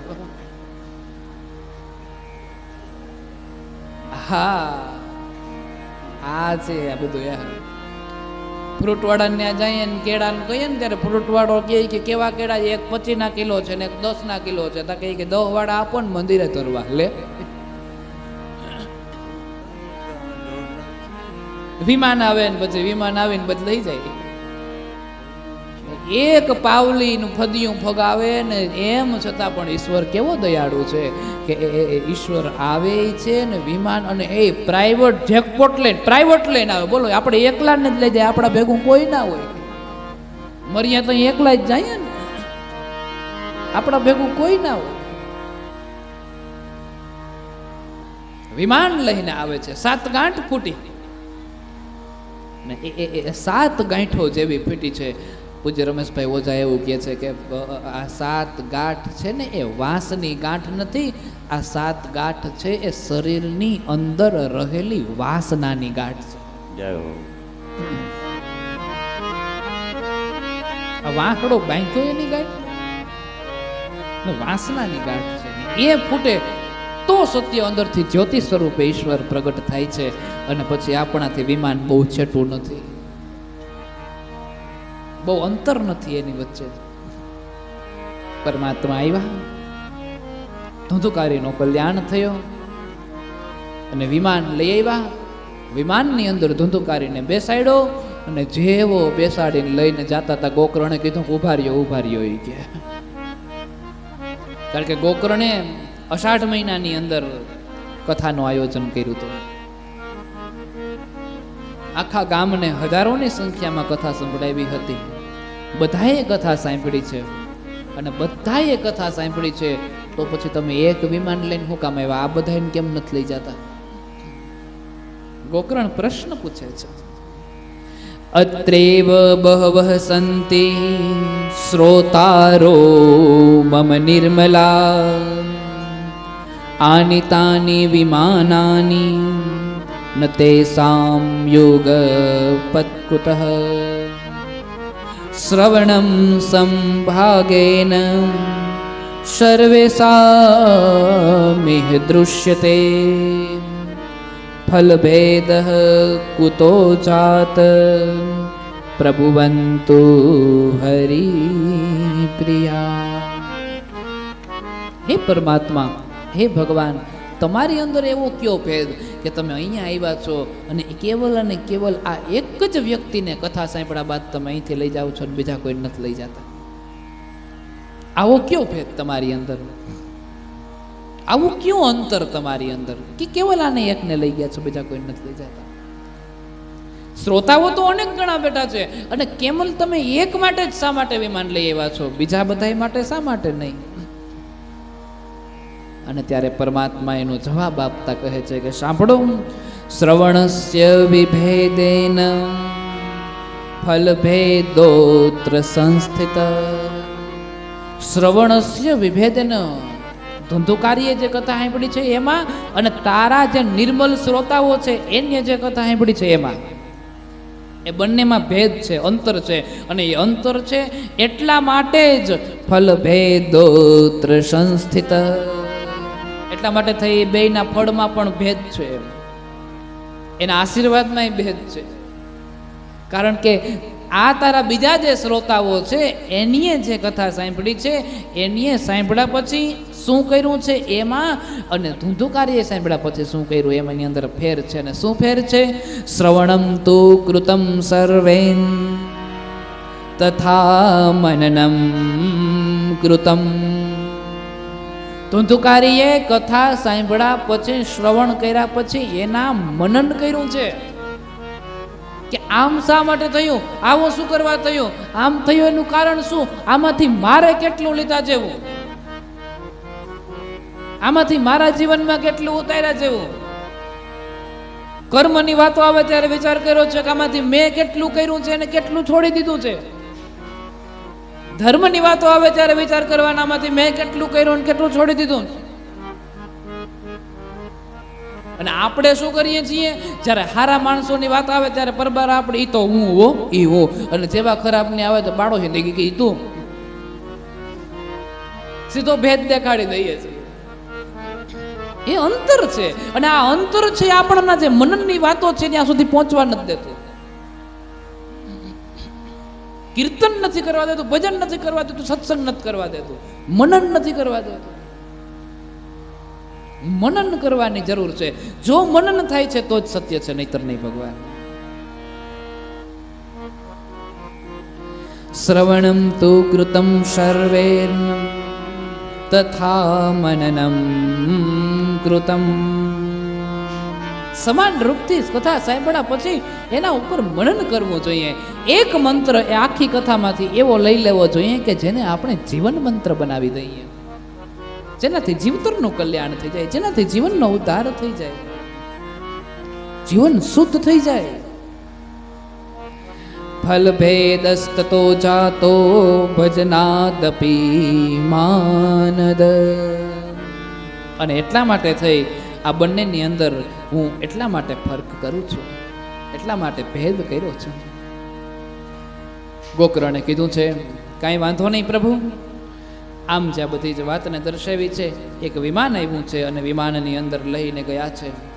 વિમાનની અંદર જ્યાં લઈને ગયા છે જતાની સાથે જ એવું કહેવાય છે કે ગોકર્ણે 1 મહિના બાદ શ્રાવણમાં ફરી પાછી કથાનું આયોજન કર્યું છે.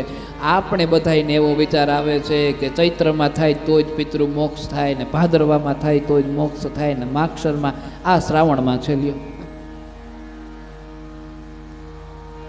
મનના ભાવોની વાત છે પ્રભુ, બસ બીજું કાંઈ નથી. બાદ ફરી પાછી ભાગવત કથાનું આયોજન કર્યું છે. ગોકર્ણે ફરી પાછા એ કથાને સાંભળી છે.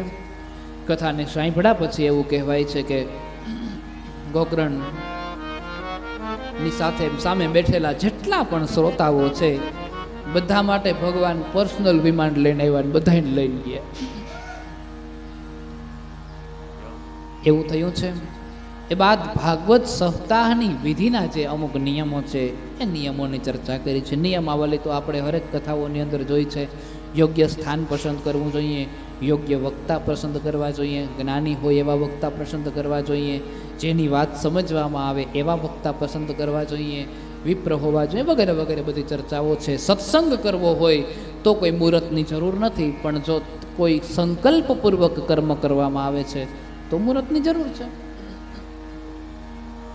સત્સંગ કરવા માટે બેઠા હોઈએ છીએ ત્યારે કોઈ મુહૂર્ત વગેરે એવી કંઈ વસ્તુ લાગતી નથી, કારણ કે કીર્તન કરવાનું છે, ભજન સત્સંગ કરવાનું છે.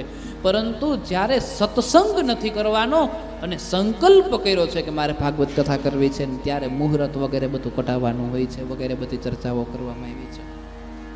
અલ્પ આહાર લેવો જોઈએ. અલ્પ આહાર લ્યો છો એટલે શરીર થોડુંક સ્ફૂર્તિ મારીએ છે, થોડું આનંદ મારીએ છે, અને એ સ્ફૂર્તિને કારણે, એ આનંદને કારણે તમારે કથા સાંભળવામાં ક્યાંય વિઘ્ન ઉત્પન્ન થતું નથી. એમ હોવું જોઈએ. વક્તા જ્ઞાની હોવા જોઈએ, વિસ્તારથી કથા કરી શકે, સમજાવી શકે એવા હોવા જોઈએ. એવા અમુક નિયમો દર્શાવ્યા છે, વિધિની વાતો કરી છે. એ બાદ અહીંયા ભાગવત કથાનું મહાત્મ્ય પૂર્ણ થાય છે અને હવે મૂળ ભાગવતની અંદર પ્રવેશ થાય છે. પદ્મ પુરાણમાંથી લેવાલા જે 6 અધ્યાયો છે, એ અધ્યાયોનું જે મહાત્મ્ય છે એ પદ્મ પુરાણનું મહાત્મ્ય અહીંયા પૂર્ણ થાય છે અને હવે મૂળ ભાગવતની શરૂઆત થાય છે. મૂળ ભાગવતની શરૂઆતની અંદર મંગલાચરણ કરતા ભગવાન વેદવ્યાસજી લખે છે, જન્માંધ્યસ્ય યતોન્વયાદિતરત ચાર્થે સ્વભિજ્ઞઃ સ્વરાટ તેને બ્રહ્મ યદાય આદિકવયે મુહ્યંતી યત્સૂરય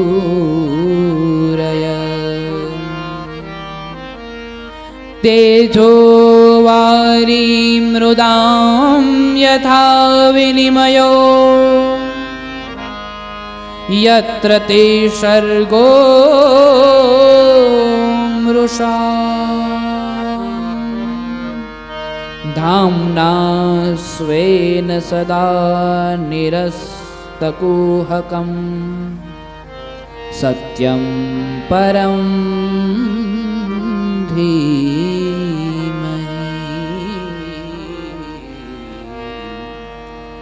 સત્યમ પરમ ધીમહિ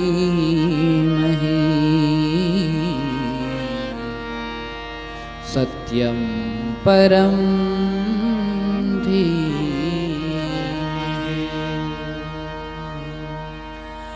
ધર્મો પ્રુંજિત કેતવોત્ર પરમો નિર્મત શરાણામ સતામ વૈદ્યમ વાસ્તવમત્ર વસ્તુ શિવદમ તાપત્રયો નમૂલનમ. શ્રીમદ ભાગવતે મહામુનિ કૃતે કિમ વા પરેરીશ્વર સત્યો યત્યવરુધ્યતેત્ર કૃતિભિઃ શુશ્રૂપિસ્તત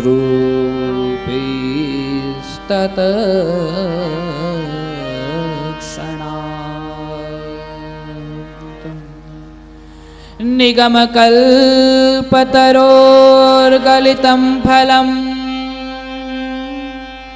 સુખમુખાદમૃતદ્રવસંયુતં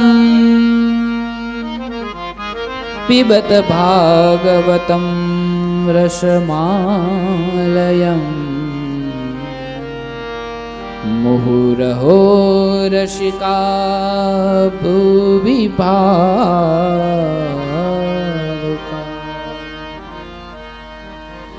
3 શ્લોકની અંદર આ શ્રીમદ ભાગવત મૂળ ભાગવતનું એવું કહેવાય છે કે મંગલાચરણ કરીને દર્શાવ્યું છે.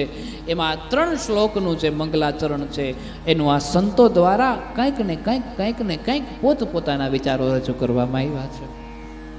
ઘણા સંતોએ તો આ શ્રીમદ ભાગવતના 3 શ્લોકનું જે મંગલાચરણ છે એની એટલી વ્યાખ્યાઓ કરી છે કે એ વ્યાખ્યા ઉપર જો ચર્ચા કરીએ તો હાથથી નીકળી જાય. 1, 2 અને 3 આ 3 શ્લોકને જે દર્શાવ્યા છે એમાં પ્રથમ શ્લોકમાં દર્શાવતા કીધું છે કિધેયમ. કિધેયમ એટલે પ્રથમ શ્લોકની અંદર દર્શાવ્યું છે કોનું ધ્યાન કરવું જોઈએ. એટલે કિધેયમ, કોનું ધ્યાન કરવું જોઈએ. બીજા શ્લોકની અંદર દર્શાવ્યું છે કી ગેયમ. ગેયમ કહેતા ગાયન, કોનું ગાયન કરવું જોઈએ. કિધેયમ કી ગેયમ, અને ત્રીજું કીધું છે કી પેયમ, એટલે કોને પીવો જોઈએ, પીવા લાયક શું છે, શું કોને ધ્યાન કરવું જોઈએ, કોને ગાવું જોઈએ અને કોને પીવું જોઈએ. આ 3 શ્લોકનું મહત્વ દર્શાવ્યું છે. કી ધેયમ, કી ગેયમ અને કી પેયમ. ગાવું, ધ્યાન કરવું અને પીવું. પ્રથમ શ્લોકની અંદર જ્યાં દર્શાવ્યું છે અને કીધું છે સત્યમ પરમ ધીમહિ. ધ્યાન કોનું કરવું જોઈએ, તો કે કેવલ અને કેવલ સત્યનું જ ધ્યાન કરવું જોઈએ, બીજા સિવાય કોઈનું. અહીંયા એમ નથી લખ્યું કૃષ્ણમ પરમ ધીમહિ, અહીંયા એમ નથી લખ્યું શિવમ પરમ ધીમહિ, રામમ પરમ ધીમહિ. પણ ધ્યાન કોનું કરવાનું છે, સત્યમ પરમ ધીમહિ. સત્યમ પરમ ધીમહિ, સત્યનું ધ્યાન કરો. બસ જે સનાતન સત્ય છે એનું ધ્યાન કરવાનું છે, બીજા કોઈનું નહીં. ઘણા માણસો, વ્યાસજી અહીંયા એવો વિચાર કરે છે કે જો કોઈ એક દેવતાનું નામ દઈ દઉં તો લોકો એ દેવને પ્રાધાન્ય સમજીને આ પુરાણને એની સમક્ષ કરી દેશે કે આ એનું છે. જો ભગવાન દ્વારિકાધીશનું નામ લઉં તો લોકોના મનની અંદર એવું થશે કે આ દ્વારિકાધીશ માટે છે. મહાદેવનું નામ લઉં તો લોકોના મનમાં એમ થશે કે આ મહાદેવનું છે. બીજા કોઈ ખોડિયાર માતાજીને કોઈ માનતા હોય એનું નામ લખું તો એમ કહું કે આ ખોડિયાર માતાજીનું છે. બીજા કોઈ દેવતાઓનું નામ લઉં તો એવું થશે કે આ એ દેવતાઓનું છે. પણ અહીંયા શું કીધું છે, ધામના સ્વેન સદા નિરસ્ત કુહકમ સત્યમ પરમ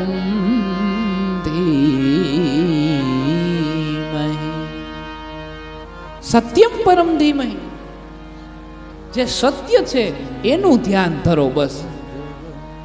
જે સત્ય છે એનું સ્મરણ કરો, બસ. આપણે વાતો બધું કહેતા આવતા હોય છે કે ફલાણો વ્યક્તિ બહુ મોટો સત્યવાદીમાં, ક્યાંય એવું સાંભળ્યું કે આ બહુ મોટો ખોટો માણસ છે, એવું ક્યાંય બોલે કોઈ? એવું ક્યાંય ન બોલાય. યાદ કોને કરવામાં આવે, સ્મરણ કોનું થાય, સ્મૃતિ કોની થાય, તો કે સત્યમ પરમ ધીમહિ. જે હંમેશા સત્ય છે, અને હંમેશા સત્ય કોણ છે, તો કે ઈશ્વર સિવાય હંમેશા સત્ય બીજું છે જ નહીં. મારો તમારો તો નાશ થતો જાય છે.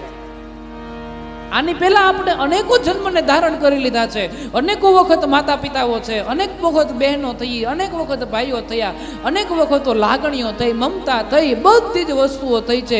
પણ જેવું મૃત્યુ થઈ બધી જ સ્મૃતિઓ ભૂલાઈ ગઈ છે, વિસ્મૃતિમાં બદલાઈ ગઈ છે.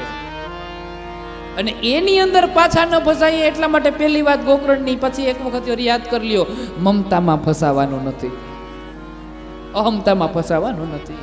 અને એટલા માટે સત્યમ પરમ ધીમહિ. ધ્યાન કોનું કરવું જોઈએ, તો કે હર હંમેશની માટે સત્યનું ધ્યાન કરવું. જે સત્ય છે, સનાતન છે, પરમ ધર્મ છે, પરમ તત્વ છે. જો એનું ધ્યાન થાય, એનું સ્મરણ થાય, એનું કીર્તન થાય તો જ ઉદ્ધાર થાય. નહીતર જે અસત્ય છે, જે થોડા સમય માટે છે, એનું ધ્યાન કરો, એના ભરોસે બેસો તો એના ગયા પછી આપણું શું? આપણે જીવનની અંદર કોઈ એવા વ્યક્તિને આપણો આધાર માની બેઠા હોય, પણ આપણને થોડી ખબર છે કે આપણો એનું મૃત્યુ આપણી પહેલા છે, આપણા પહેલા મરી જાય તો આપણું ક્યારે કોને કઈ સભાની અંદર લઈ જવામાં આવે ભગવાન ખબર ન પડે. એટલા માટે ભગવાન વેદવ્યાસજી એક પણ નું નામ ન લીધું, સ્પષ્ટ શબ્દમાં એટલું જ કીધું, સત્યમ પરમ જન્માદ્યસ્ય યતોન્વયા. સત્યમ પરમ ધીમહિ. જે સત્ય છે એનું ધ્યાન કરવું જોઈએ. અને ઈશ્વરને પણ સત્ય જ ગમે છે, સત્ય સિવાય બીજું કાંઈ નથી ગમતું. ભગવાન સત્યનું ધ્યાન. એક વ્યક્તિએ જીવનની અંદર એક દિવસ, આજના આખા દિવસ માટે મારે સત્ય બોલવું છે, સત્ય બોલવું છે, સત્ય બોલવું છે, એવો નિર્ણય કર્યો. અને સવારેથી લઈને સાંજ સુધી ડાયરી લઈ અને નીકળો. સાંજે હું સત્ય બોલવાથી કેટલી તકલીફ પડે ને મારા ડાયરીમાં લખવું છે. દુકાનવાળાને ત્યાં ગયો, દુકાનવાળાએ કીધું કે તમારે ઓલા ઉઘરાણીના પૈસા બાકી છે, આજે દેવાને તમે કહેતા હતા ને, કે આજ નહીં કાલ. તો કે તેથી તમે એમ કીધું હતું ને કે આજ. તો કે હા આજે કહું એ સાચું. થોડોક આગળ ગયો તો બીજો વ્યવહાર થયો કે આજ નહીં કાલ. તક આજે કહું એ સાચું, આજે કહું. સાંજે એ વ્યક્તિ ડાયરીમાં ખાલી એટલું લખ્યું કે જે એક દિવસ માટે સત્ય બોલવાની પ્રતિજ્ઞા કરે એને એટલી તકલીફ પડતી હોય, તો જેણે આખી જિંદગી સત્ય બોલ્યું હોય એને કેટલી તકલીફ પડે.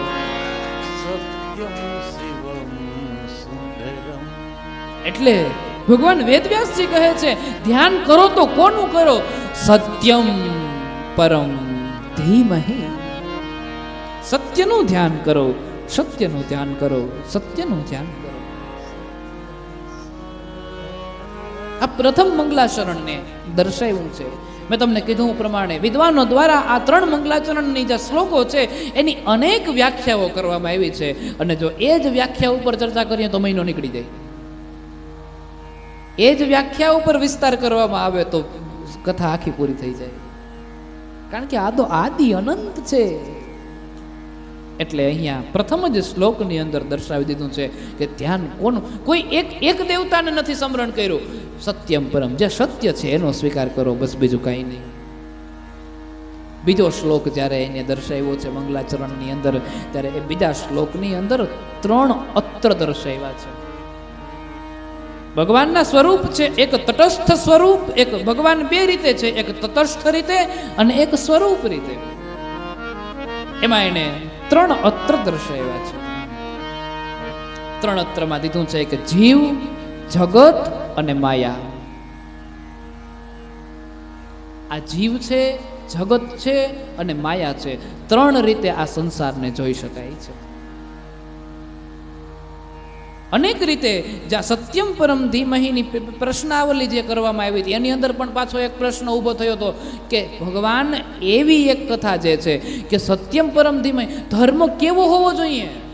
તો કે ધર્મ નિષ્કપટ હોવો જોઈએ. અચ્છા, ધર્મમાં પણ કપટ હોય? તો કે હા, ધર્મમાં પણ કપટ હોય છે. એ વળી કેવું કપટ?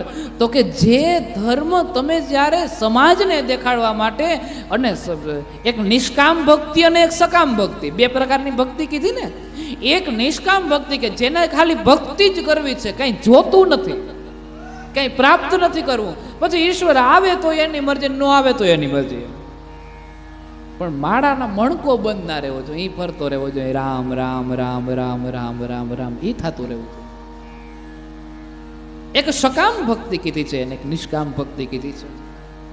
એમ ઈશ્વરનું ભજન પણ જ્યારે નિષ્કામ રીતે કરવામાં આવે કે એનું કંઈ પરિણામ નથી જોતું, એનાથી એને કંઈ પ્રાપ્ત નથી કરવું, ત્યારે એ ધર્મ છે એ નિષ્કપટ ધર્મ છે. એની અંદર કાંઈ કપટ નથી સમાણું. અને જ્યારે આપણે મનની અંદર કંઈ કલ્પના કરીને જઈએ કે આમ કરવું ને તો આમ થઈ જાય, ત્યારે એમાં કપટ સમાય, ત્યારે એમાં સ્વાર્થ છે.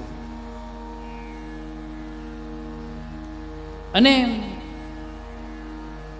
આ જગતની અંદર એવું કીધું છે કે આ વસ્તુને સાંભળવાથી, શ્રીમદ ભાગવતને સાંભળવાથી એવું કહેવાય છે કે વાસ્તવ જે વસ્તુ છે જગતની અંદર એ વાસ્તવ વસ્તુનું જ્ઞાન થઈ જાય છે. એ બીજા શ્લોકની અંદર સમજાવ્યું છે. આ પહેલા શ્લોકની અંદર સમજાવ્યું કે ધ્યાન કોનું કરવું? તો કે સત્યમ પરમ ધીમહિ. અને વાસ્તવમાં જે છે એને ગાવાનું છે. એટલે વાસ્તવમાં શું છે? તો કે જીવ, જગત અને માયા. માયા વાસ્તવ છે, જગત વાસ્તવ છે, જીવ વાસ્તવ છે. ધર્મ પ્રોંજિત કેતવોત્ર પરમો નિર્મિત શરણામ સતા વેદ્યમ વાસ્તવમત્ર વસ્તુ શિવદમ તાપત્રયો નમૂલનમ. તાપત્રયો, જીવ, જગત અને માયા, આ 3 વસ્તુને જે વાસ્તવ છે એને જે જાણી જાય છે. આપણે ઘણી વખત એવું કહેતા હોય કે આ મારા મકાન છે, આ મારી ગાડી છે. હવે મારી એટલે શું થયું? આપણું. પણ આપણને એ ખબર છે કે આપણે કોણ છીએ? આપણે પરિચય આપતા હોય ત્યારે એમ કહેતા હોય કે આ મકાન, આ જો આ બંગલો દેખાય ને એ આપણો છે, આ વાડી દેખાય ને આપણી છે, આ ગાડી છે ને એ આપણી છે, પણ આપણે કોણ? આ વસ્તુની જ્યારે જાણ થઈ જાય છે કે આપણે કોણ છે, ત્યારે અંતઃકરણથી પ્રગટ થયેલી જે જ્યોત છે એ જ્યોતનું દર્શન થાય છે. એટલે જીવ, જગત, માયા, આ જે વાસ્તવિક જે વસ્તુઓ છે એ વસ્તુઓને આપણે પ્રાપ્ત કરીએ. પછી ઈશ્વર સિવાય બીજું કઈ વસ્તુ દેખાતી નથી. અને એક વખત ગાતા આવડી જાય પછી એને પીવાનું છે. કઈ રીતે પીવાનું છે? નિગકલ્પતરોર ગલિતમ ફલમ સુકમુખાદમૃતદ્રવસંયુતમ પીબત ભાગવતમ રસમાલયમ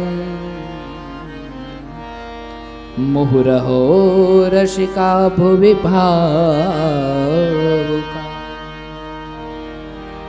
ત્રીજા શ્લોકની અંદર જણાવ્યું છે કે એને આપણે પીવાનું છે.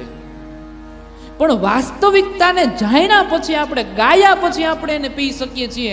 પણ વાસ્તવિકતાને આપણે ક્યારે જાણી શકીએ છીએ? તો કે જ્યારે આપણું પુણ્ય પ્રબળ થાય ત્યારે માયાથી છેટા જઈ શકીએ, ત્યારે આ જીવને સમજી શકીએ, ત્યારે આ જગતને સમજી શકીએ, ત્યારે આ દુનિયાને જાણી શકીએ કે આમાં શું છે એ ખબર પડે સત્યની. પુણ્ય પ્રબળ થાય ત્યારે. અને પછી અંતે ત્રીજા શ્લોકની અંદર જે દર્શાવ્યું છે, કલ્પવૃક્ષનું વર્ણન કર્યું છે. અને કલ્પવૃક્ષ એટલે તો કે જે વૃક્ષની નીચે તમે બેસો અને એ વૃક્ષની નીચે બેસા પછી જે કલ્પના કરો, કલ્પના કહેતા વિચાર, જે વિચાર કરો અને વિચાર સત્ય થઈ જાય એટલે કલ્પવૃક્ષ. આ ભાગવત કલ્પવૃક્ષ છે. અચ્છા, તો પછી પ્રશ્ન થયો છે કે આ કલ્પવૃક્ષનું જે ફળ છે, તમે એવું કહો છો કે આ કલ્પવૃક્ષનું ફળ છે, તો આ કલ્પવૃક્ષનું ફળ છે અને પાકેલું એકદમ ફળ છે, એ કાચું છે કે પાકું છે કે મીઠું છે કે કડવું છે કે એ કઈ રીતે ખબર પડે? એની જાણ કેમ થાય? તમે કહી દીધું પણ અમારે કેમ માનવું? ઓલો એક દાખલો છે ને, એક તરબૂચ વાળો હતો, એ રેકડી ભરી આખી તરબૂચનો, ખાંડથી મીઠા તરબૂચ, ખાંડથી મીઠા તરબૂચ, ખાંડથી મીઠા તરબૂચ એમ કીધું. તો એક ઘરમાંથી એક બેન નીકળ્યા, તરબૂચ લઈને ગયા. એ કે લાવો તરબૂચના કેટલા? તો 50 રૂપિયા. 50 રૂપિયા તરબૂચ લઈને અંદર જઈને સુતાર્યા, તરબૂચ હાવ મોરા. ઓલા પાસે રેકડી વાળા પાસે ફરિયાદ કરવા ગયા. ફરિયાદ કરીને તમે કહો છો ને ખાંડથી મીઠા તરબૂચ, કે આ તો હાવ મોરા છે. પણ એ હું તમને એ જ કહું છું કે ખાંડ નાખો એટલે ખાંડથી મીઠા થાય એવા તરબૂચ. આમાં ખાંડ નાખીને ખાવ એટલે ખાંડ નાખો એટલે ખાંડથી મીઠા એમ કહું છું. તમે સમજો ને એમાં હું કરો? બાકી હું તો એ જ કહું છું ખાંડથી મીઠા તરબૂચ એમ. ખાંડ નાખો પછી મીઠા એટલે ખાંડથી મીઠા એમ. તમે અમને કહી દો છો કે આ ફળ પાકેલું છે, પણ અમારે કેમ વિશ્વાસ કરવો? અમારે કેમ ભરોસો કરવો કે આ પાકેલું ફળ છે? અને ત્યારે એવું કીધું છે, સુકમુખાદ મૃત દ્રવ સંયુતમ. જે ફળને સુખદેવ ચાખે એ ફળ હંમેશા મીઠું જ હોય. જે ફળ, સુખ કહેતા પોપટ, આપણી દેશી ભાષામાં હુડો એવું કહીએ આપણે એને. જે ફળને સુખદેવજીએ ચાખ્યું છે એ ફળ હંમેશની માટે મીઠું જ હોય, એમાં શંકાને સ્થાન ના હોય. પક્ષી જે ફળ હુડો, પોપટ જે ફળ ઉપર ચાંચ મારે એ ફળ ખાવ એટલે 100% મીઠું મીઠું ને મીઠું જ હોય, એમાં વિચાર કરવાનો જ ના હોય. અને આ તો સુખદેવે ચાખ્યું છે, એ ફળને જાણે છે સુખદેવ જોગી. હે જય હો. એ ફળને જાણે છે સુખદેવ જોગી, કંઈક જાણે છે ઓલો નરસૈયો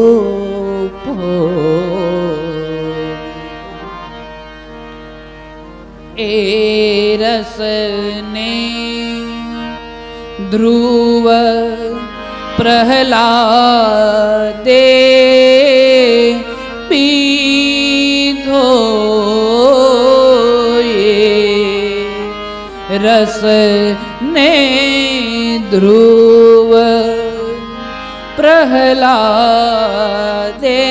રે પીધો એ રસને અંબરીશે રુદિયા મરા એ રસને અંબરીશે રુદિયા મરા આંખ મારી ઉઘડે ત્યાં સીતારામ દેખું આંખ મારી ઉઘડે તો સીતારામ દેખું ધન્ય મારું જીવન કૃપાએની આંખ જેવી ઉઘડે ને સીતારામના દર્શન થઈ જાય તો આ જીવનને ધન્ય મારું કે કૃપા છે એની મારી માથે નકર નહીં. પરમાત્માના દિવ્ય દર્શન થઈ જાય. સુખદેવજી જે ફળને ચાકે એ ફળ હંમેશા મીઠું જ હોય. એવું મીઠું એવું મીઠું એવું મીઠું એની કોઈ કલ્પના નહીં. અચ્છા તો પ્રશ્ન એ વાતનો થયો કે એક આંબા ઉપર કે કોઈ પણ વૃક્ષના ઉપર જ્યારે ફળ પાકે અને પાકેલું ફળ જ્યારે જમીન ઉપર પડે તો પડતાની સાથે પાકેલું છે એટલે ફાટી જાય. તો આ ફળ કેમ ન ફાટ્યું? આ ફળ કેમ એવું ને એવું તાજું ને તાજું રહ્યું? ત્યારે કીધું છે કે જુઓ આ ફળ છે એ તુરંત ધરતી ઉપર પડ્યું નથી. નારાયણે બ્રહ્માને આપ્યું. બ્રહ્માએ 4 શ્લોકની અંદર એનું વર્ણન કર્યું. એ ચતુર્થ શ્લોકી ભાગવત કહેવાણી. એ બ્રહ્માએ એને નારદને દીધું છે. નારદજી દ્વારા વ્યાસને પ્રાપ્ત થયું છે. એ વ્યાસ દ્વારા સુખદેવને પ્રાપ્ત થયું છે. અને સુખદેવે પરીક્ષિતને આપ્યું છે. અને પછી આપણા બધા સુધી પહોંચ્યું. એટલે તૂટ્યું નહીં, એવું ને એવું રહ્યું. નકર તો પાકેલું હોય ધરતી ઉપર પડે તો ફાટી જાય. પણ એવું ને એવું રહ્યું છે. ખાટું છે કે મીઠું છે ને એની 100% ગેરંટી વ્યાસ કહે છે હું આપું છું. એકદમ મીઠું આ ફળ છે. આનાથી મીઠું બીજું એ કઈ ફળ હોય જ નહીં. આવી જ બધી જ ત્યાં ચર્ચાઓ કરી છે. સુંદર સુંદર કથાઓ થઈ છે. સુંદર સુંદર વિચારો થયા છે. અમને વિશ્વાસ નથી કે છે કોઈ બીજા પાસેથી કથા સાંભળીએ ને તો ભરોસો બેસે એમ, અને પછી બીજા પાસે કથા સાંભળે છે ને પછી વિશ્વાસ બેસે છે વગેરે બધી જ ચર્ચાઓ છે. સૂત પુરાણીને સોનક આદિ જે ઋષિઓ છે એ 6 પ્રશ્ન કરે છે. એ 6 પ્રશ્ન કરી અને સોનકાદિક ઋષિઓએ સૂતજીને પૂછ્યું છે કે અમને આનું એમ કહેવાય છે કે નિરાકરણ કરીને દર્શાવો, નિરાકરણ કરીને સમજાવો. આ રીતે 3 શ્લોકની અંદર મંગલાચરણ થયું છે. સત્યમ પરમ ધીમહિ, કોનું ધ્યાન કરવું, કોને ગાવું, અને ગાઈ લીધા પછી કલ્પ વૃક્ષ કોની નીચે બેસી અને પછી એમ કહેવાય કે એને પીવું. આ રીતે મંગલાચરણના 3 શ્લોક થયા છે. એ બાદ મૂળ ભાગવત કથાનો પ્રારંભ કરવામાં આવે છે. અને જે કથાને આપણે આવતીકાલેથી શરૂ કરીશું. સૂતજીને 6 પ્રશ્ન પૂછવામાં આવ્યા છે. એ 6 પ્રશ્નની ચર્ચા આપણે આવતીકાલે કરીશું. આઈએ આજ આ કથાને આપણે અહીં વિશ્રામ આપીએ છીએ. સ્વાગતમ કૃષ્ણ શુભ સ્વાગતમ કૃષ્ણ સ્વાગતમ કૃષ્ણ સુસ્વાગતમ કૃષ્ણ સ્વાગતમ કૃષ્ણ સુસ્વાગતમ કૃષ્ણ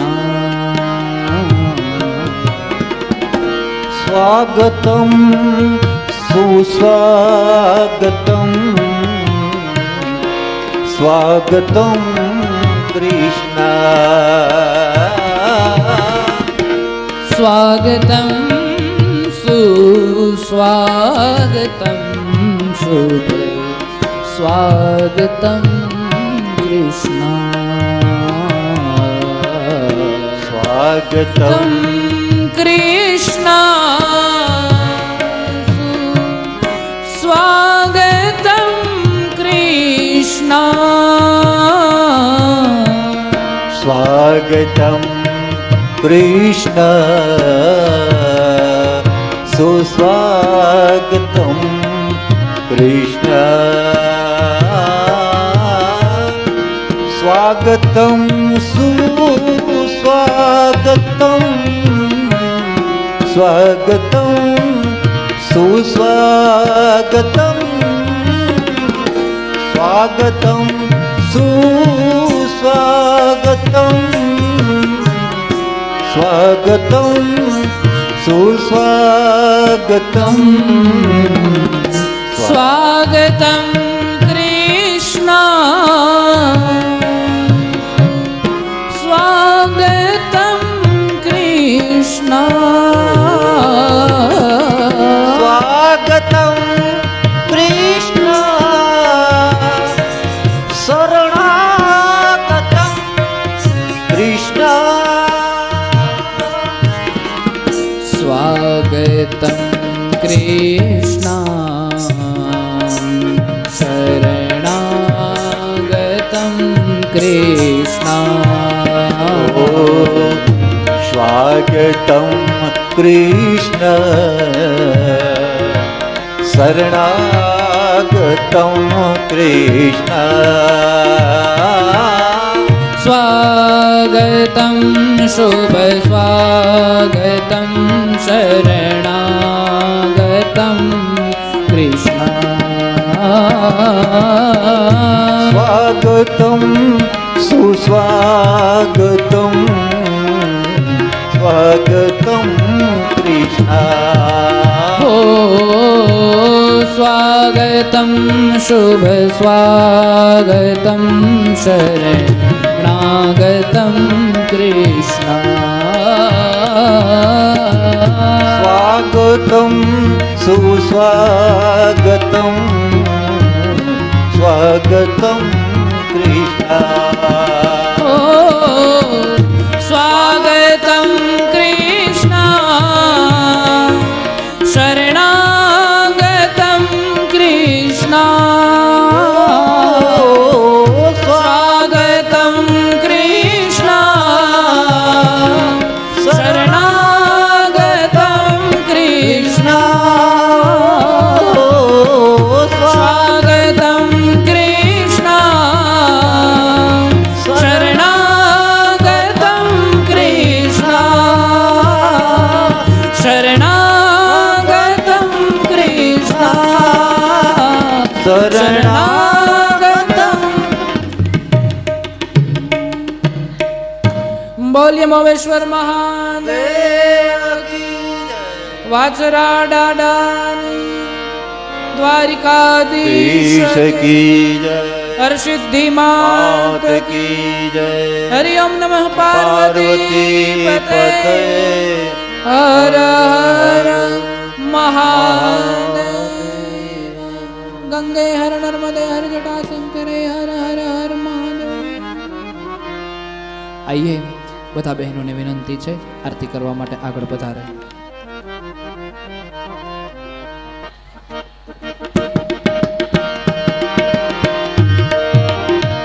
आनंद मंगल करूं आरती आनंद मंगल करूं आरती हरि गुरु संत सेवा वाला हरि गुरु संतो सेवा वाला प्रेम धरी मंदिर पधरावो प्रेम धरी मंदिर पधरावो सुंदर सुखेड़ा लेवा वाला आनंद मंगल करूं आरती आनंद मंगल करूं आरती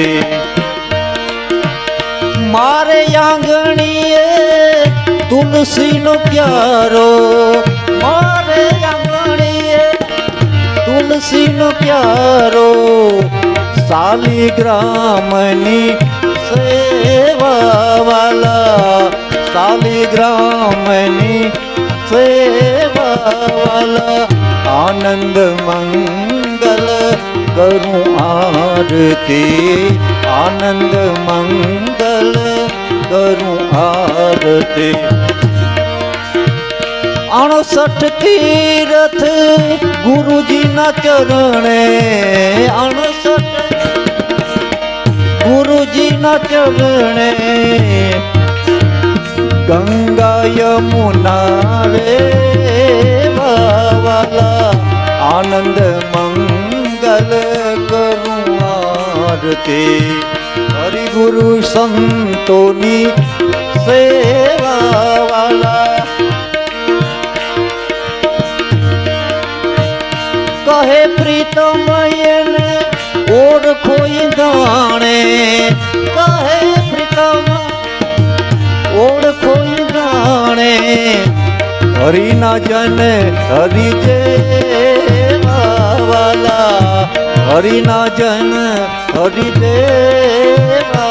વાલા આનંદ મંગલ કરું આરતી આનંદ મંગલ કરું આરતી કર્પૂર ગૌરમ કરુણાવતારમ સંસાર સારમ ભુજગેન્દ્રહારમ સ્વાવસંતમ હૃદયારવિંદે ભવં ભવાની સહિતં નમામિ મંગલમ ભગવાન શંભુ મંગલમ વૃષભધ્વજા મંગલમ પાર્વતીનાથ મંગલાય તનો સર્વમંગલ માંગલ્ये શિવે સર્વાર્થ સાધિકે શરણ્યે ત્ર્યંબકે ગૌરી નારાયણી નમોસ્તુતે નારાયણી નમોસ્તુતે નારાયણી નમોસ્તુતે નારાયણી નમોસ્તુતે બોલ મહેશ્વર મહાદેવ કી જય વાછરા દાદાની દ્વારિકાધીશ કી જય હરસિદ્ધિ માત કી જય હરિ ઓમ નમઃ પાર્વતી પતે હર હર મહાદેવ ગંગે હર નર્મદે હર જટા શંકરે હર હર હર મહાદેવ આઈએ આજની કથાને વિશ્રામ આપીએ આજે સૌને જય શ્રી કૃષ્ણ કાલે વહેલા આવજો હરિગુણ ગાવા હરિરસ પીવા સાથે સૌને લાવજો